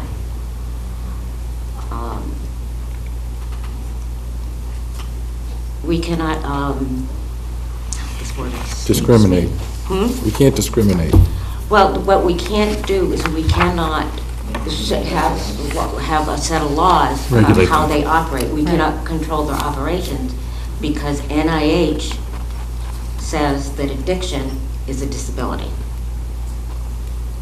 And once they put in that it's a disability, a whole another set of rules comes into play. And yes, it is, the brains function differently once you've become an addict, and some of it's predetermined genetically, others environmentally, but it's not a disability in the same sense as a soldier coming home who's a paraplegic or somebody having a ski accident, things like that. It's got to be handled in a different way because it's not just that they're just disabled. They need help. They need mental help. They need help to get off the drugs. So it's in my opinion, it's a whole different perspective than just lumping it in that we can't control them, we can't regulate the houses because it's a disability. Well, half our problem is because the houses aren't regulated, and we can't do that. How many people did we go? Very You have to go to the complicated ward. issues. Right. Absolutely. So it is. All we can do is try to engage and work with them. Well, one way is for you to volunteer for this committee, which we really appreciate. Are there any questions? No, I think she's answered my questions. Nice interview. No, I see the chair of the Substance Abuse Commission here, and I know that, you know, it's been a struggle to get enough people, and part of it is the structure of the commission, and that's being worked on.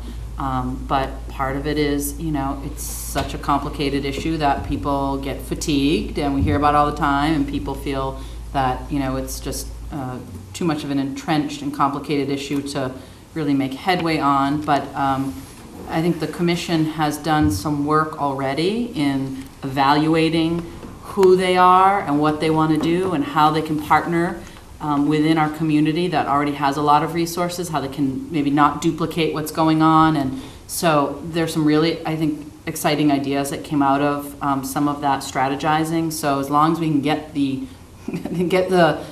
board, the commission up to where it needs to be with some really committed members who can, consistently attend, I think that it'll be able to, it's placed in a position to take off and do some great stuff once we have enough folks. So thank you for volunteering.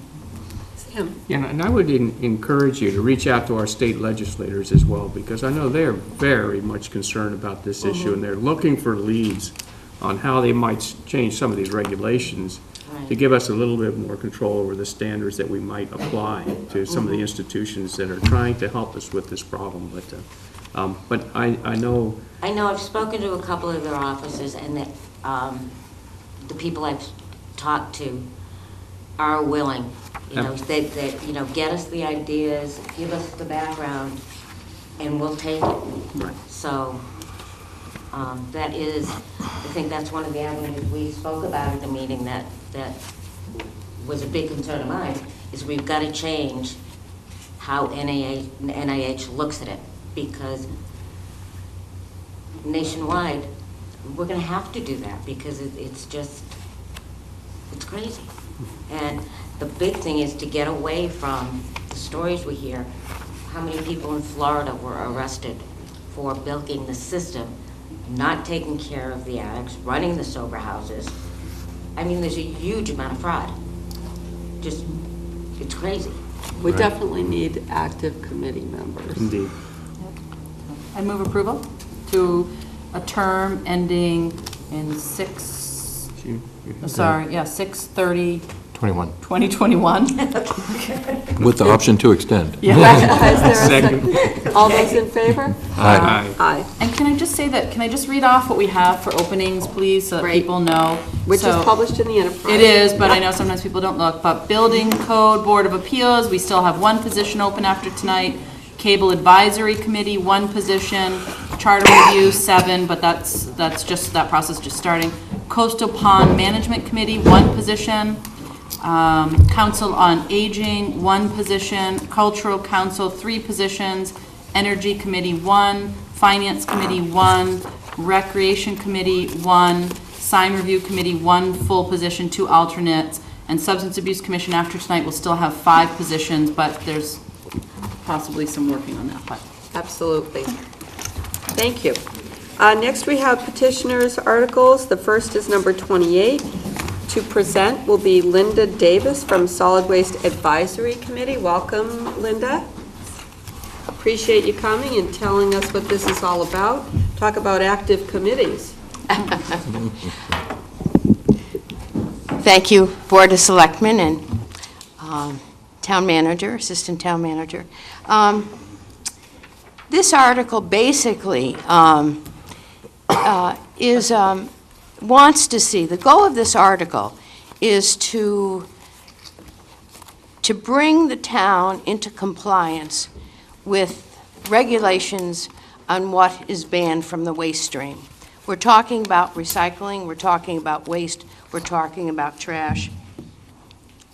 The town, we believe the town needs a comprehensive mandatory recycling bylaw / regulations that brings us all under the same umbrella on what to do with our trash, how to deal with our recyclables, what's acceptable and not acceptable in our trash bins and elsewhere. We felt that the best way to do this, to handle this, was to put it in the hands of you, of the selectmen, to take a leadership role in this. And this board has, and even prior to the recent open survey on Saturday, comments from the public, that you have wanted to reach out. You want to be more an integral part of solving problems. And so the committee felt that putting this issue into your hands would be the best way to get things done, to get the publicity, to really show the town that this is something very important for us to do.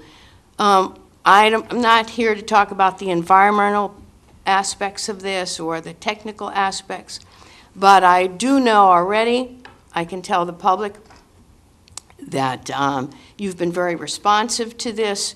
We've had some meetings to initiate discussions with the players that are involved in having a mandatory comprehensive bylaw.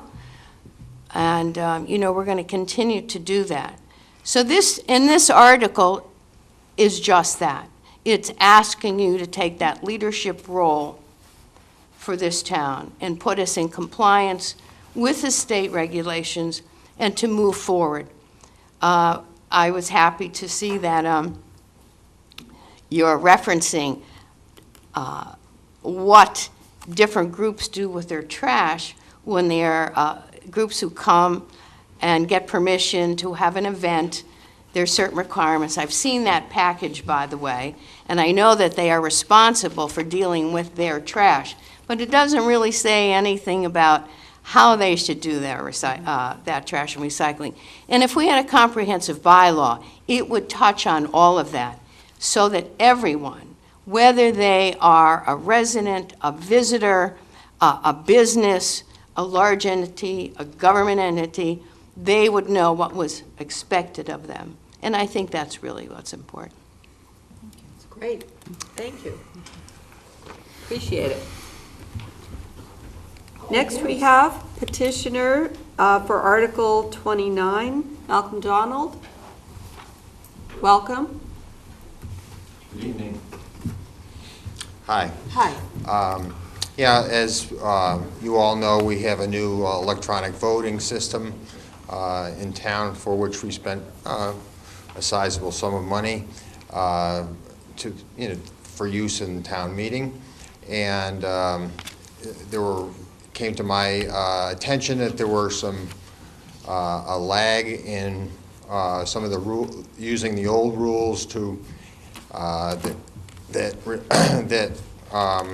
sort of handicap the capability of what the system can do, i.e. Record individual votes and attendance. And these votes are not being recorded now, only in a situation where there's a roll call vote. And it seems to me that it would be an excellent opportunity to make some changes so that people can know who voted for what, when they, and whether individual voters were there for all votes, so they know whether their particular town meeting members were representing them in the way that they thought would represent them best. Great, thank you very much. Yeah. Next, we have petitioner's article number 32, Steve Basinski. Are you here? No, not here. Okay. Then we'll move on to approval of 2018 annual license renewals, common victualler license for Betsy's Diner at 457 Main Street and Subway at 137 T-Ticket Highway. I move approval. Second. All those in favor? Aye. Aye. Great.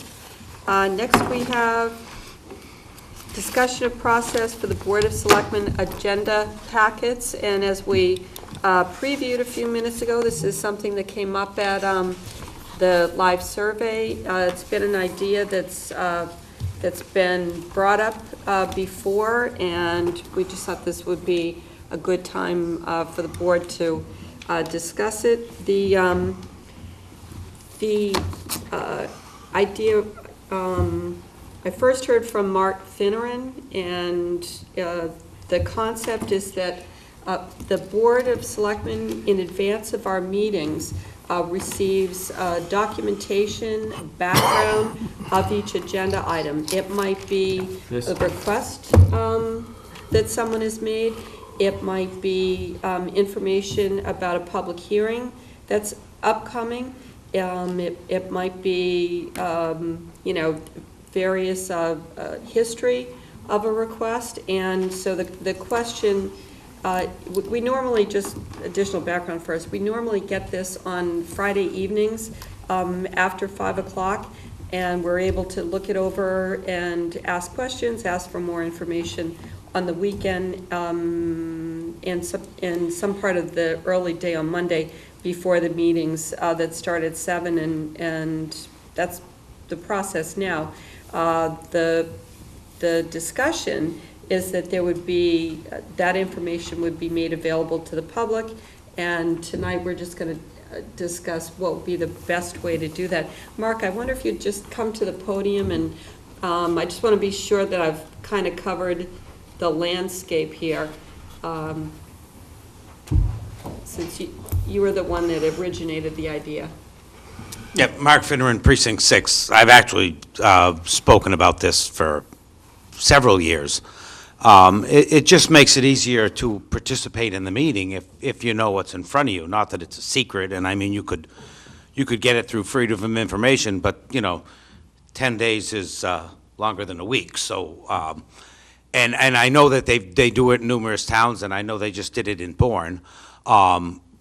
And, the way you describe the process to me now, it would be almost impossible, I suppose, for you to keep us as up-to-date as you are, if the thing changes over the weekend. But, I mean, any extra information, I mean, even if you just release the initial packet, I mean, and then it may be, if it's an important topic, you could just bring up at the time that we've received this, or we know this extra information. I mean, I'm just an information pig.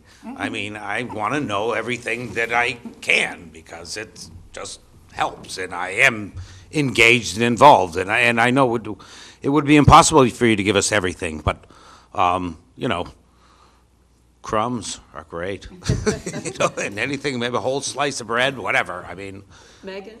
I just think, I think it's a great idea for a number of reasons. I think, number one, it puts to rest sometimes this like rumbling that somehow these are sort of, secret documents where we're able to have communication before, that we're in open session, or that we know something that other folks don't, when really most of them are, I mean, I don't mean to disparage any of the work that, but they're boring. I mean, it's, emails saying, yes, we checked this quarry, it looks good, we don't have a problem. It's the paperwork that someone fills out for a license transfer.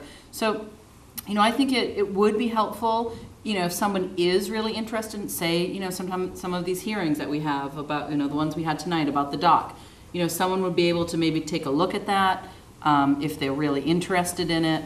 And it just, I think if anything, it just promotes a little bit more engagement, or maybe just gives folks some more information to be part of a conversation. I'm looking for some sympathy.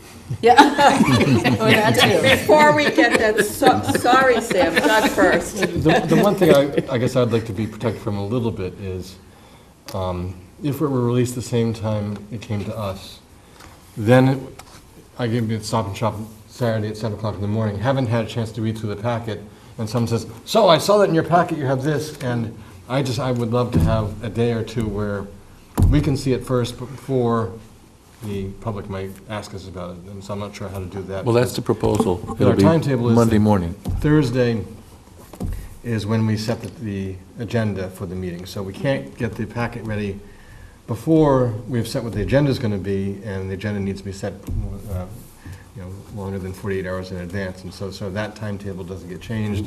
So really the earliest we can possibly get it is about 4:30 or 5 o'clock on Friday.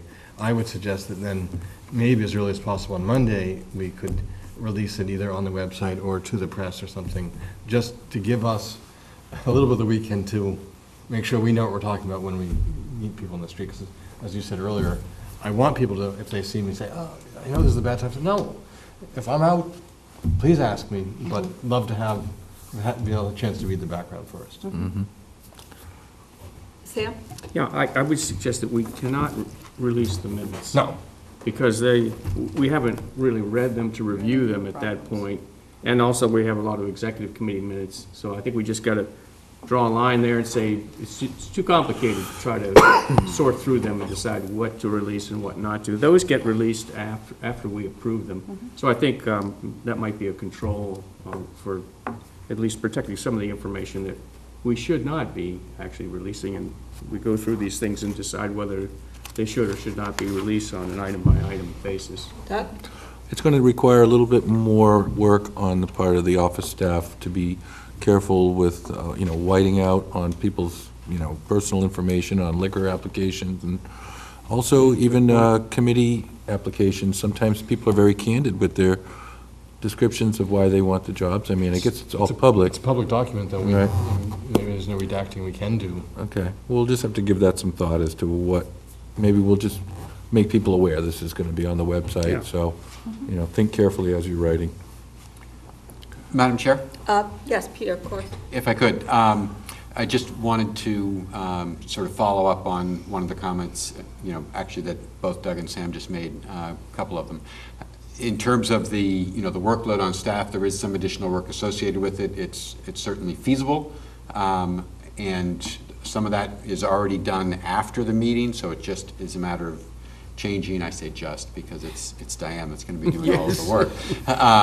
But it is feasible. The executive session minutes clearly would not be a part of the packet, and that will have to be segregated. And that's Nor will the executive session packet.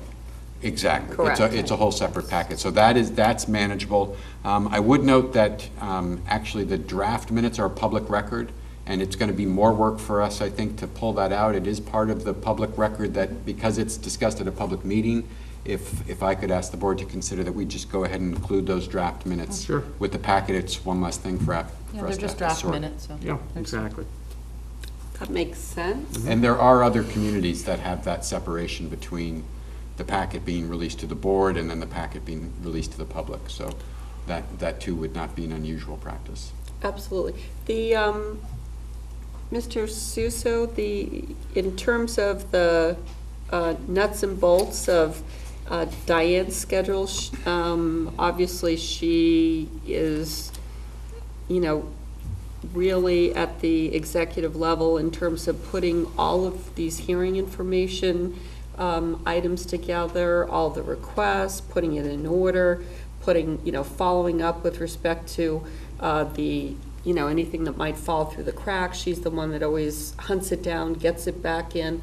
And I just wanted to get your input in terms of what makes sense administratively, what's doable. I think what we're talking about here is a Monday morning same distribution, kind of just what was emailed then just gets put on the website. I don't think that there's really anything different, so it would be, Monday by, say, 10 or something. I mean, if that would make sense. Does that make? Yes, thank you, Madam Chair. I certainly concur. As has been said, Diane Davidson does an enormous job assembling all of this information and updating it and filling in the blanks in preparation for you to, as a board, to be able to meet productively. And I have spoken generally with Diane about this, and Diane's indicated that a Monday morning release, potentially a posting on the town website, so that any and all that would desire a copy, including the press, could secure it from that source as well. We would need to make some adjustments, as has been noted, to take out executive session minutes, for instance, and if inadvertently any other privileged material mistakenly was included, we would need to deal with that. But I think Diane's, to her great credit, indicated that she thinks she can work with us in that regard for a Monday morning. If it could be mid-morning, that would be very helpful. Megan. If I could just say that I think to give Diane, I mean, it's always a mad dash at the end of the week to get this packet assembled because of all the things, I won't repeat it, but, just following up and making sure all the I's are dotted, all the T's are crossed. So I wouldn't want to put on, I think we would end up having some mistakes if we expected her to assemble a packet for the selectmen that includes some privileged information, executive, I'm totally losing it, but you know what I mean, minutes for executive session, and then at the same time, make sure that she has the separate, I think that space of time, Monday morning, to allow her, it's a lot of work, we want it to be done well, we want it to be done right, and again, we wouldn't want to make the mistake of, I think there could be a detriment to the town if there was, information that shouldn't be released, that was released, and for people who deal with the town who, need to have that process in place. So I think a Monday morning, I think that's best for everyone. Sam? Yeah, and I just want to point out a mistake that has been made in the past, and I brought it to Diane's, it wasn't Diane's doing, but it was a substitute because she was off on vacation. And somebody's driver's license was copied and passed to us. Well, that's a personal security, privacy issue. And I brought it to her attention. She said, "Oh, I am so sorry. We actually pulled it out so that it didn't get posted after the fact." But that's the kind of thing that bothers me, is that we inadvertently disclose somebody's private information that can be abused by people out there who unfortunately are out there trolling for those kinds of opportunities. So I would like to recommend that we have at least a procedure for calling out what gets released to the public and what should not be, in case somebody like Diane is sick, out on vacation, and somebody's in there substituting, trying to do her job, even conscientiously, but not being aware of those sensitive pieces of information that should not be released in general to the public anytime, whether it's to us, because it shouldn't come to us either, but certainly not to broadcast it out as a release through the internet. Well, I think that certainly is within the town manager's purview when they're, he's the one that's responsible, and also he's the one that knows when Diane's not there, so I'm confident that he'll make sure that nothing falls through the cracks. Well, I can tell you as a manager, if you don't put it down in writing so you can hand it to somebody, say, here are the things that it's going to get forgotten. I'm just saying that we need a procedure in place Certainly. where it gets covered in a methodical, systematic kind of way. Just it's an aid. Right. And No problem. He'll do it. I was just going to say, maybe as we get started, we could have like a little process of circling and putting a note, this will be covered or whited out or whatever. And as we're reading through the package, if we see something, we could maybe give them a heads up first thing Monday morning. Right. To try to double check, just there's a until we get mistake. into the habit of Yep. doing it. Mark? And I think you should always leave the option to Diane to err on the side of caution, because we know enough about lawsuits and all that, and I'm not looking for that, but I mean, just like you did on Saturday, you opened up a huge door or a window, if you prefer, for the people of the town who want to participate to look in. And I hope they all come into the room, so to speak, but I don't, this proposal by no means is to put us in any kind of legal Jeopardy. jeopardy, and I mean, as far as Sam mentioned, I mean, releasing any kind of minutes before, other than drafts, or, would probably be against the law anyway. So, obviously, that's, like I said, always just err on the side of caution, and I mean, Diane's got a desk full, but she's fairly thorough. She is. It's very rare there's any real mistakes made, or, but anyway. Absolutely. Yeah, no, it's a I great- welcome this, I think it's great, the whole thing, and, Thanks for and the I hope idea. it instills more, the people to become more involved, because it can only help. Absolutely. very Appreciate much. that. Thank you. Thanks, Mark. So, do we need to do anything with it other than discuss it? Do we have to ask that it be done? I'd You leave it want that us- way. Pardon? I just leave it. Okay. I don't think we want to make it a part of policy, or, Right, they'll just start. because we're going to do our best to do it. Yep. And if we don't. Any idea how long before we start being able to implement? Your next regular meeting. Just like that. Yep, next Look, regular meeting. Mark mentions it, we put it through, done. Dang. Thanks for the Great. first idea, appreciate that. Okay, next we have minutes of meetings, speaking of public session for January 2nd, 2018. Second. All those in favor? I don't have. Oh, I'm sorry, I thought I heard a, I had a couple of things on Sure. the January, it's January January. 2nd. 22nd. Public. 22nd. We've already done the 2nd and the 8th. Oh, so sorry Yeah, about that. that's what the confusion is. We don't have That's, those here. oh, so the agenda's We don't off. have those. Okay, so the 22nd, I apologize. So on the 22nd, there was was that the one with the steamship discussion? Mm-hmm. That was part of it. So I had a couple of things. There was a note in here that said, I'm sorry, I didn't write down which paragraph. Let me find it here. Page 4? It should be page 4, what I. The note said that when the trial New Bedford steamship freight service was ended at the request of New Bedford, I never really got that. I thought it was the Steamship Authority who chose to end that, because for whatever reason, they determined that it wasn't practical. Well, in our, this is like the 5th paragraph under number 1. Let's see, one, It's two, terminated by three. New Bedford, is what you're saying? It was terminated by the SSA. Right, not New Bedford, not the city of New Bedford. Got that?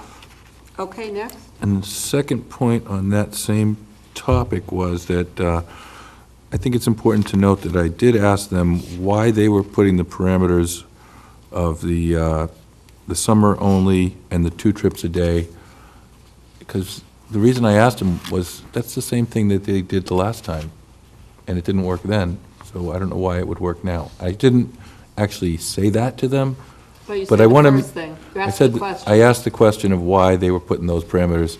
Their answer was they thought that was best. I accepted that answer at the time, but in further retrospect, So for edits to the minutes, you want the question noted? that I asked them why they imposed the same parameters of the 22-week schedule and the 2 trips per day. And also, would they be flexible if, and I asked them about their RFP process, and they said that they were doing this more as an outreach than an RFP, and that's what I want to hold them to, that it's not going to be an RFP with a 22-week process, and I'm going way too far. Yeah. We well, could I'm just trying to summarize help it. Yeah, summarize it. Just summarize it, just that I asked the question, why the parameters for the 22 weeks and the 2 trips per day, and the answer was they thought that was best, and I guess we could leave it at that, really. It's just an outline of what was said. Right. Okay. Any other, Sam? Yeah, on page 5, looks like it's about the 3rd paragraph under public comment. Yeah. I think that's the wrong name. Isn't that Nat Trumbull? It's Nat. Nat. Trumbo. It's Trumble, Right. And NAT. and N-A-T. If we can That's get right. that name Yep. correct. On page 4, Yep. there's Mr. Sayers, S-A-Y-E-R-S. In the 4th paragraph under business. Bless you. Great. He's He's it's referred to in it's paragraph spelled 2. correctly in paragraph 2. Right. Yeah. Madam Chair, could I just interject? It's Please. probably Jennifer's probably already caught it, but in the 5th paragraph on that same page, the word fright was put in instead of freight. So I kind of think you should leave minor. that. As frightening as some of the prospects have been, I but think she was picking up on the vibe in the room, maybe. Okay, so is there a motion with those changes? I move approval as edited and released to the public. Second. All those in favor? Aye. Okay, next we have executive session, January 8th. Does That we approved also. That we already did, so 22nd. Yep. Here we go. I move approval, do not release. Second? All those in favor? Aye. Okay, looks like we're at the end of the line here. We have individuals. We have Oh, session we have two. a few more. We have Oops, 2 more hold on. executive sessions. Don't go by that. I Just can't go by on the the agenda. 22nd. I'll just Executive flip session of through. January 22nd. Sorry about that. Yes, I thank move you. approval. Second. I'm sorry, do not release. The DPW one, can we not release that one? Oh, sorry. Yeah, Peter and I talked about it, and we just decided we better wait until after town meeting. Okay. Just to make sure that we can abide by the agreement. Great. That's a good point. Okay, So we next we just have have to vote on- executive session 3. Sorry, Sue. Approve that's and okay. not to release. Okay. All those in favor? Aye. Aye. Was there a second? Second. Okay, good. Yes. Okay, phew.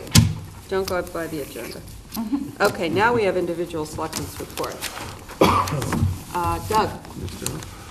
So I attended the final stakeholders meeting of the Coastal Resiliency Cape Cod Commission, and the end result of that will be that they're going to build a tool, a planning tool for municipalities to look at and understand if you wanted to put, for instance, beach nourishment here, what would your result be? What's the cost analysis? And it's just a planning tool, but it was interesting being a part of that. Also attended the wastewater management, water quality management committee meeting, which was very interesting this week. The Wright Pierce engineer firm gave a overview of waste disposal, wastewater disposal options at the Otis base, and he showed that the cost comparisons would be, a lot more cost effective. Say, for instance, if we were starting from scratch right now, if we pitched in with the other towns in the area and went out to Otis, it's significantly less money. But I question whether or not it'll actually come into play. It was a good planning exercise, but it seems like we're maybe a little bit past that now, so that was interesting. What was more interesting at that meeting? Well, and it was also it was just the discharge. The treatment itself would take place in the individual town, so this is where you put your discharge after treatment. Well, no, they had also an option for expanding the discharge, the treatment there. They have very little capacity left out there, so right now, you could put some discharge out there, but treatment would cost us a lot more, but he did have that option. We have a lot of capacity here for treatment. They were looking at an overview of shipping everything that's now going to the West Falmouth facility all the way up to Otis, which, I don't know, it's just an exercise. But what that meeting had, which was more interesting, was John Waterbury's breakdown of the potential outfall option for Falmouth. Right. He looked at the way the Boston outfall is working, and it's a huge volume of untreated water going into Cape Cod Bay. It is treated. Well, minimally. Not like it's tertiary. Yes, it's secondary. Secondary. Around the secondary treatment. It's not anywhere near like what we're doing. It's not. Yeah, not nitrogen removal. Right. Exactly. No, exactly. No nitrogen removal. And 360 million gallons a day, I believe it was, some huge number, and they can't find any effect. So it's very encouraging that we might be able to do an outfall here, and he laid down all the issues about how much groundwater naturally flushes out of Falmouth into the ocean each day, like 44 million gallons, I believe, something like that. We're only talking about putting 2 million out there. So he made a really good logical case for the fact that it's a very good potential for us to have this outfall. We have 1.2 million gallons of treatment capacity, but we can only discharge 700,000 gallons. That's a lot of capacity. That might be enough to sewer Shorewood Drive and Acapesket, who knows? We'll wait for the engineering, but it was very encouraging. John Waterbury did a great job of presenting that. Just mention one thing, that Bourne is, same meeting, is actually exploring this as an option because they have a problem with the over-nitrogen contamination of the Agawam River.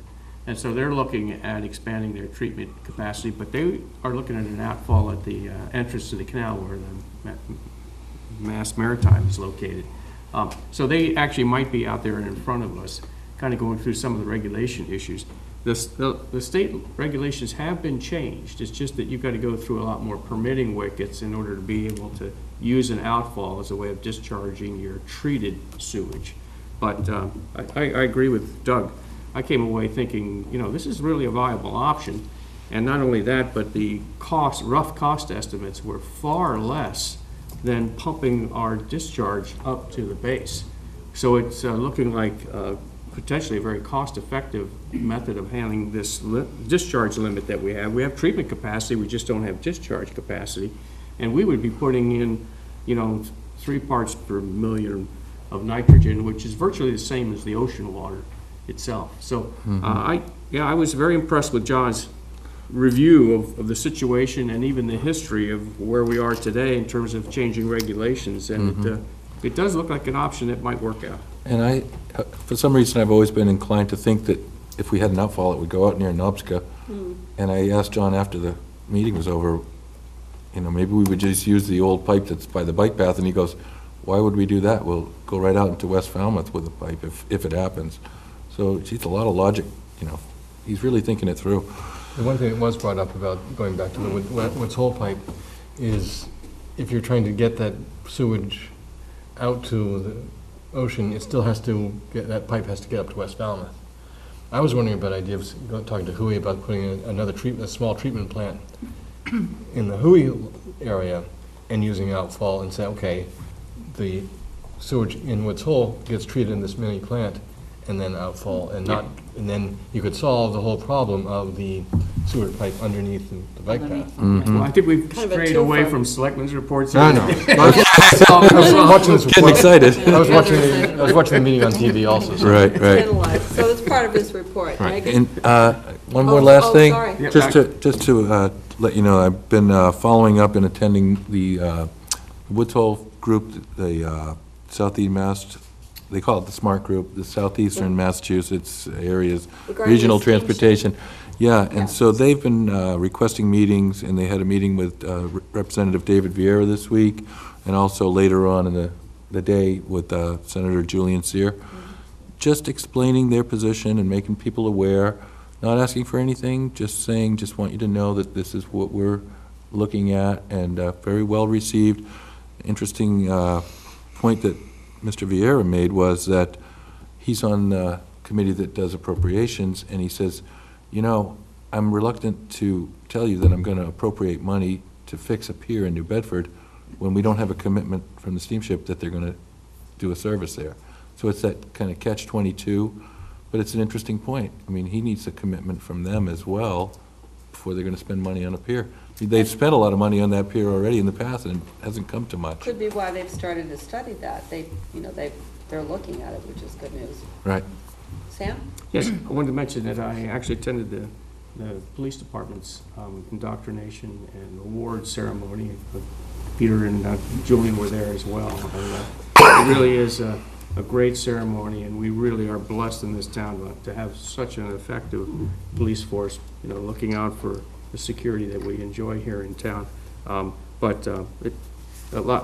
Nice to see some young families actually joining the force, in the sense that the parents, the families are there supporting the police officer that's serving us.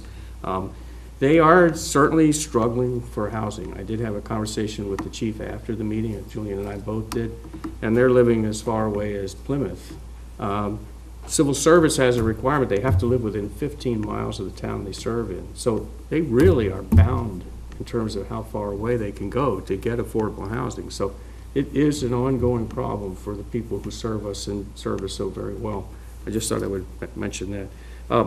I also attended at least 3 meetings of the Finance Committee and 3 meetings of the Conservation Commission and also the Community Preservation Committees, all diligent, hardworking committees, and we're just so well served by all those volunteers. So I just want to give them credit for all the hard work that they do. Also attended an open house for the 3 apartment units in conjunction with the Fairwinds Club. Very impressive spaces, only 550 square feet units, but done in such a nice way that you don't really feel cramped at all. With the way they have the ceilings arranged, there's some vaulted ceilings that give you a nice open space feeling. And then went to the actual ceremony in the clubhouse. It's a great service to our town, and to provide these extra units with some supervision associated with them, I think is just another great asset to service the citizens of our community. And the volunteers behind those efforts, Noah Totten, Janet Totten, Linda Clark.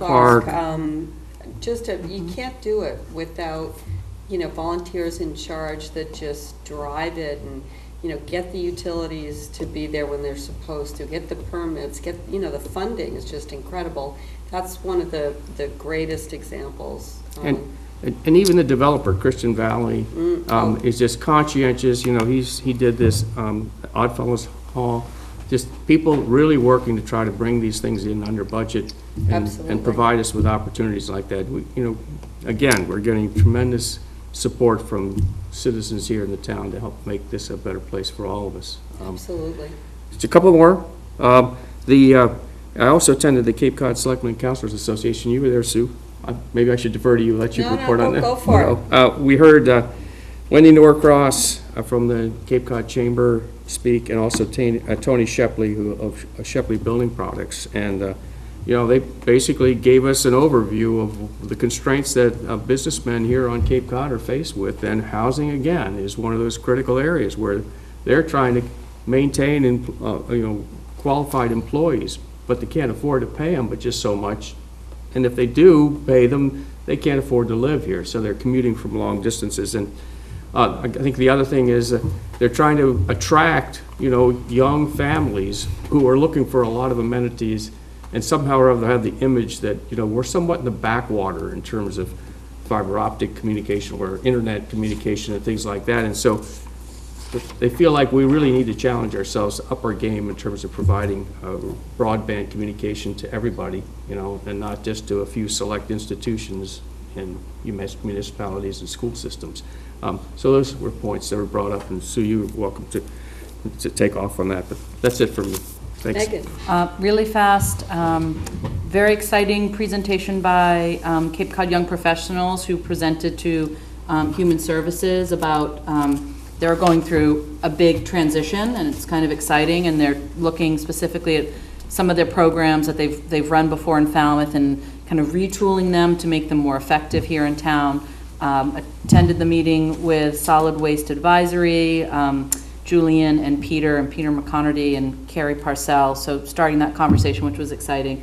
The last thing I would say, this was at it was at the Democratic caucus, but it has nothing to do with the politics of it, but very excited that there were a number of delegates elected at the caucus, and almost probably half of them were individuals who were under the age of 24. So folks here in our community, we're always talking about how young people don't get involved, which is actually not very true. They get involved in different ways, but it was all folks from here in our community, either current students at Falmouth High School or very recent graduates who attended and put themselves forward as delegates. So, I just like to combat that idea that young people aren't involved. This was a really great showing. I think they're going to wonder who the delegates, where they're from, because it's not who we normally send from Falmouth.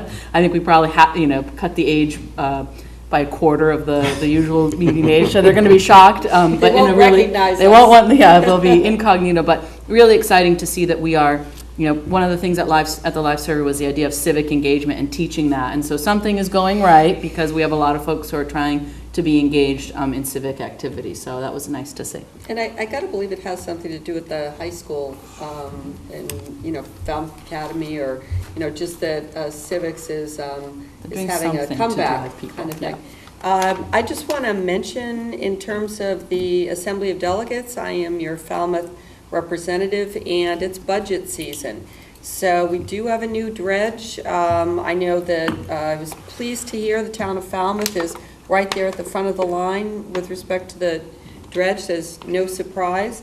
But in terms of budget items and review of the budget, it is, it's posted, and any of you who, take a run through it, if there's anything you'd like me to know about or lobby for or against with respect to the budget, let me know. Also, Christy Sanatori is the new chair or president of the Cape Cod Commission, and she's going to be reviewed over the next several months as to whether that position's going to be acting and then continue to be permanent. And at the same time, there is a new Economic Development Commission. Sam was just talking about economic development, how important it is, housing, jobs, they all work toward economic development. There's a brand new Barnstable County Economic Development Committee that is a reincarnation of the original EDC, Economic Development Committee. I am the first president. I never can remember what you're called where, but that's a new group, and you can take a look at it and see how they put together housing and economic development, and work with the Cape Cod Commission on what's important in the sustainability for Cape Cod. So please feel free to contact me on any of that as we move forward. Doug, any more? Two very quick things. I was watching the Zoning Board of Appeals, and they had a little bit of discussion about the town planner, and as we're looking for a new candidate, and they're hoping that when we get around to appointment, that we will be encouraging it to be someone who ultimately becomes a resident of the town of Falmouth. It is a policy that they are, but we can sometimes waive that policy, and they certainly hope the town planner would become someone who was a town Falmouth resident. And I just want to express my appreciation to all the wonderful expressions of condolences and appreciation for my father, both this evening and around town. It is certainly gratifying to find out how many people he touched and what a difference he made. And I really appreciate that. Excellent. Sue, could I ask you, Sure. do you know if they've worked out the problems with the new dredge? Is it going to be operational? Actually, one of the reasons that Falmouth is getting first crack is it's going to be kind of a testing ground, from what I understand. So if there are any problems, they think not, but they're going to look at them right away and review them. Are they keeping the old dredge online as well? So Yes. we'll have two? Yes, absolutely. Great. And, talking about the potential new planning person, I know that as part of the live survey, there were a couple of folks who made requests for, that the person have some community development experience and really kind of out-of-the-box thinking. I think, Jill Newbuyer read a terrific suggestion, and a couple of other folks, I know Catherine Bumpus had some ideas. So the planning board is really diving into those issues and really taking a good look at that, and I appreciate the town manager's receptiveness to that, kind of expansion and attention, weighed with the high and, fairly urgent needs of not having the work of planning delayed or stopped, because that always, time and money is just as important in moving projects ahead. But, we were able to connect a couple of requests for folks in that regard and to bring that forth with planning. So want to thank Jim Fox, the chair of planning, to work with that as well.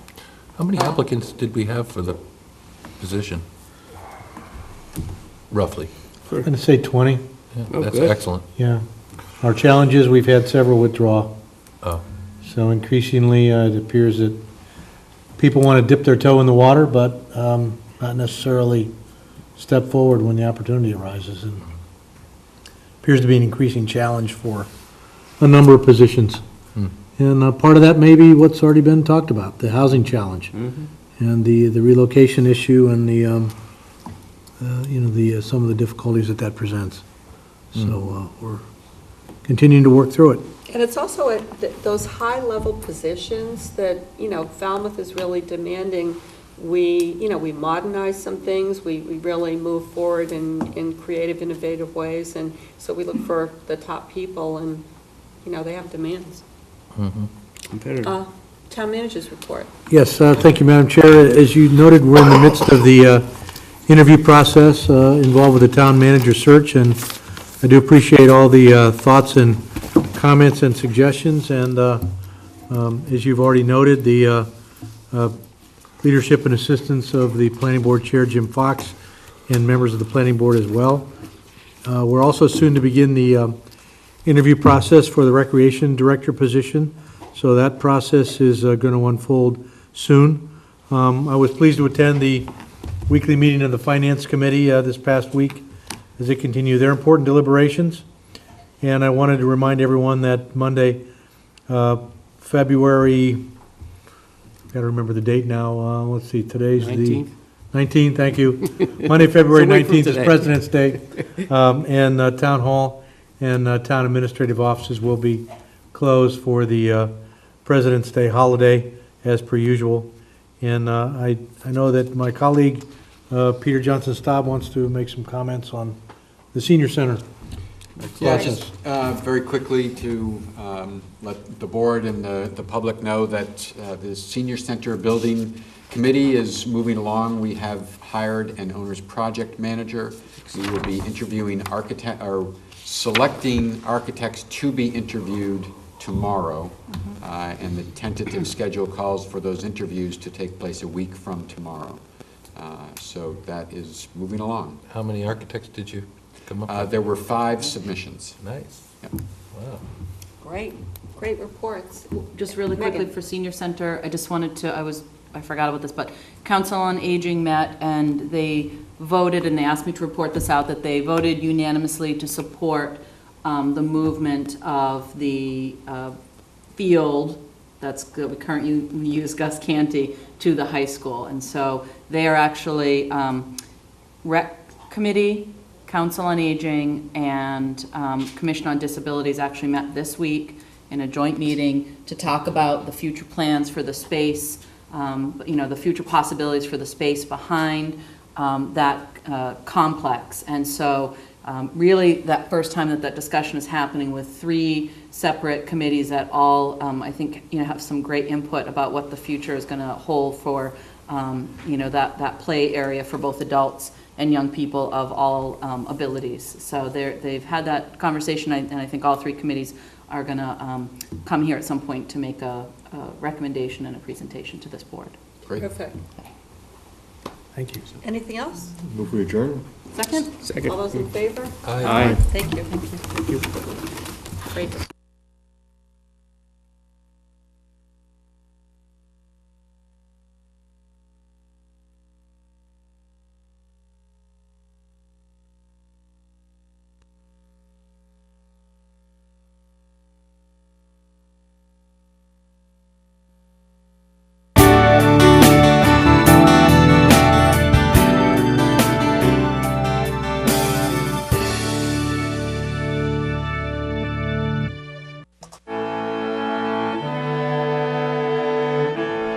Nestled in a classic New England setting, amid 200-year-old elm trees and charming colonial homes, stately sea captains' homes, and charming Cape Cod salt boxes, Shoreway Acres is a graceful blend of Cape Cod's past and present. Shoreway Acres, proud sponsor of Falmouth Community Television. Hi, I'm Pat Thatcher. And I'm Margaret Gifford, and we're from Sotheby's International Realty in Falmouth. So, Margaret, what do we say to people when they ask, should I list my house in the fall or the winter? The inventory is very low, and your house will be much more apparent. This is true. And also, remember, buyers are looking 24/7, 365 now. 97% of you are looking on the internet. So when you have real estate questions, we're here for you.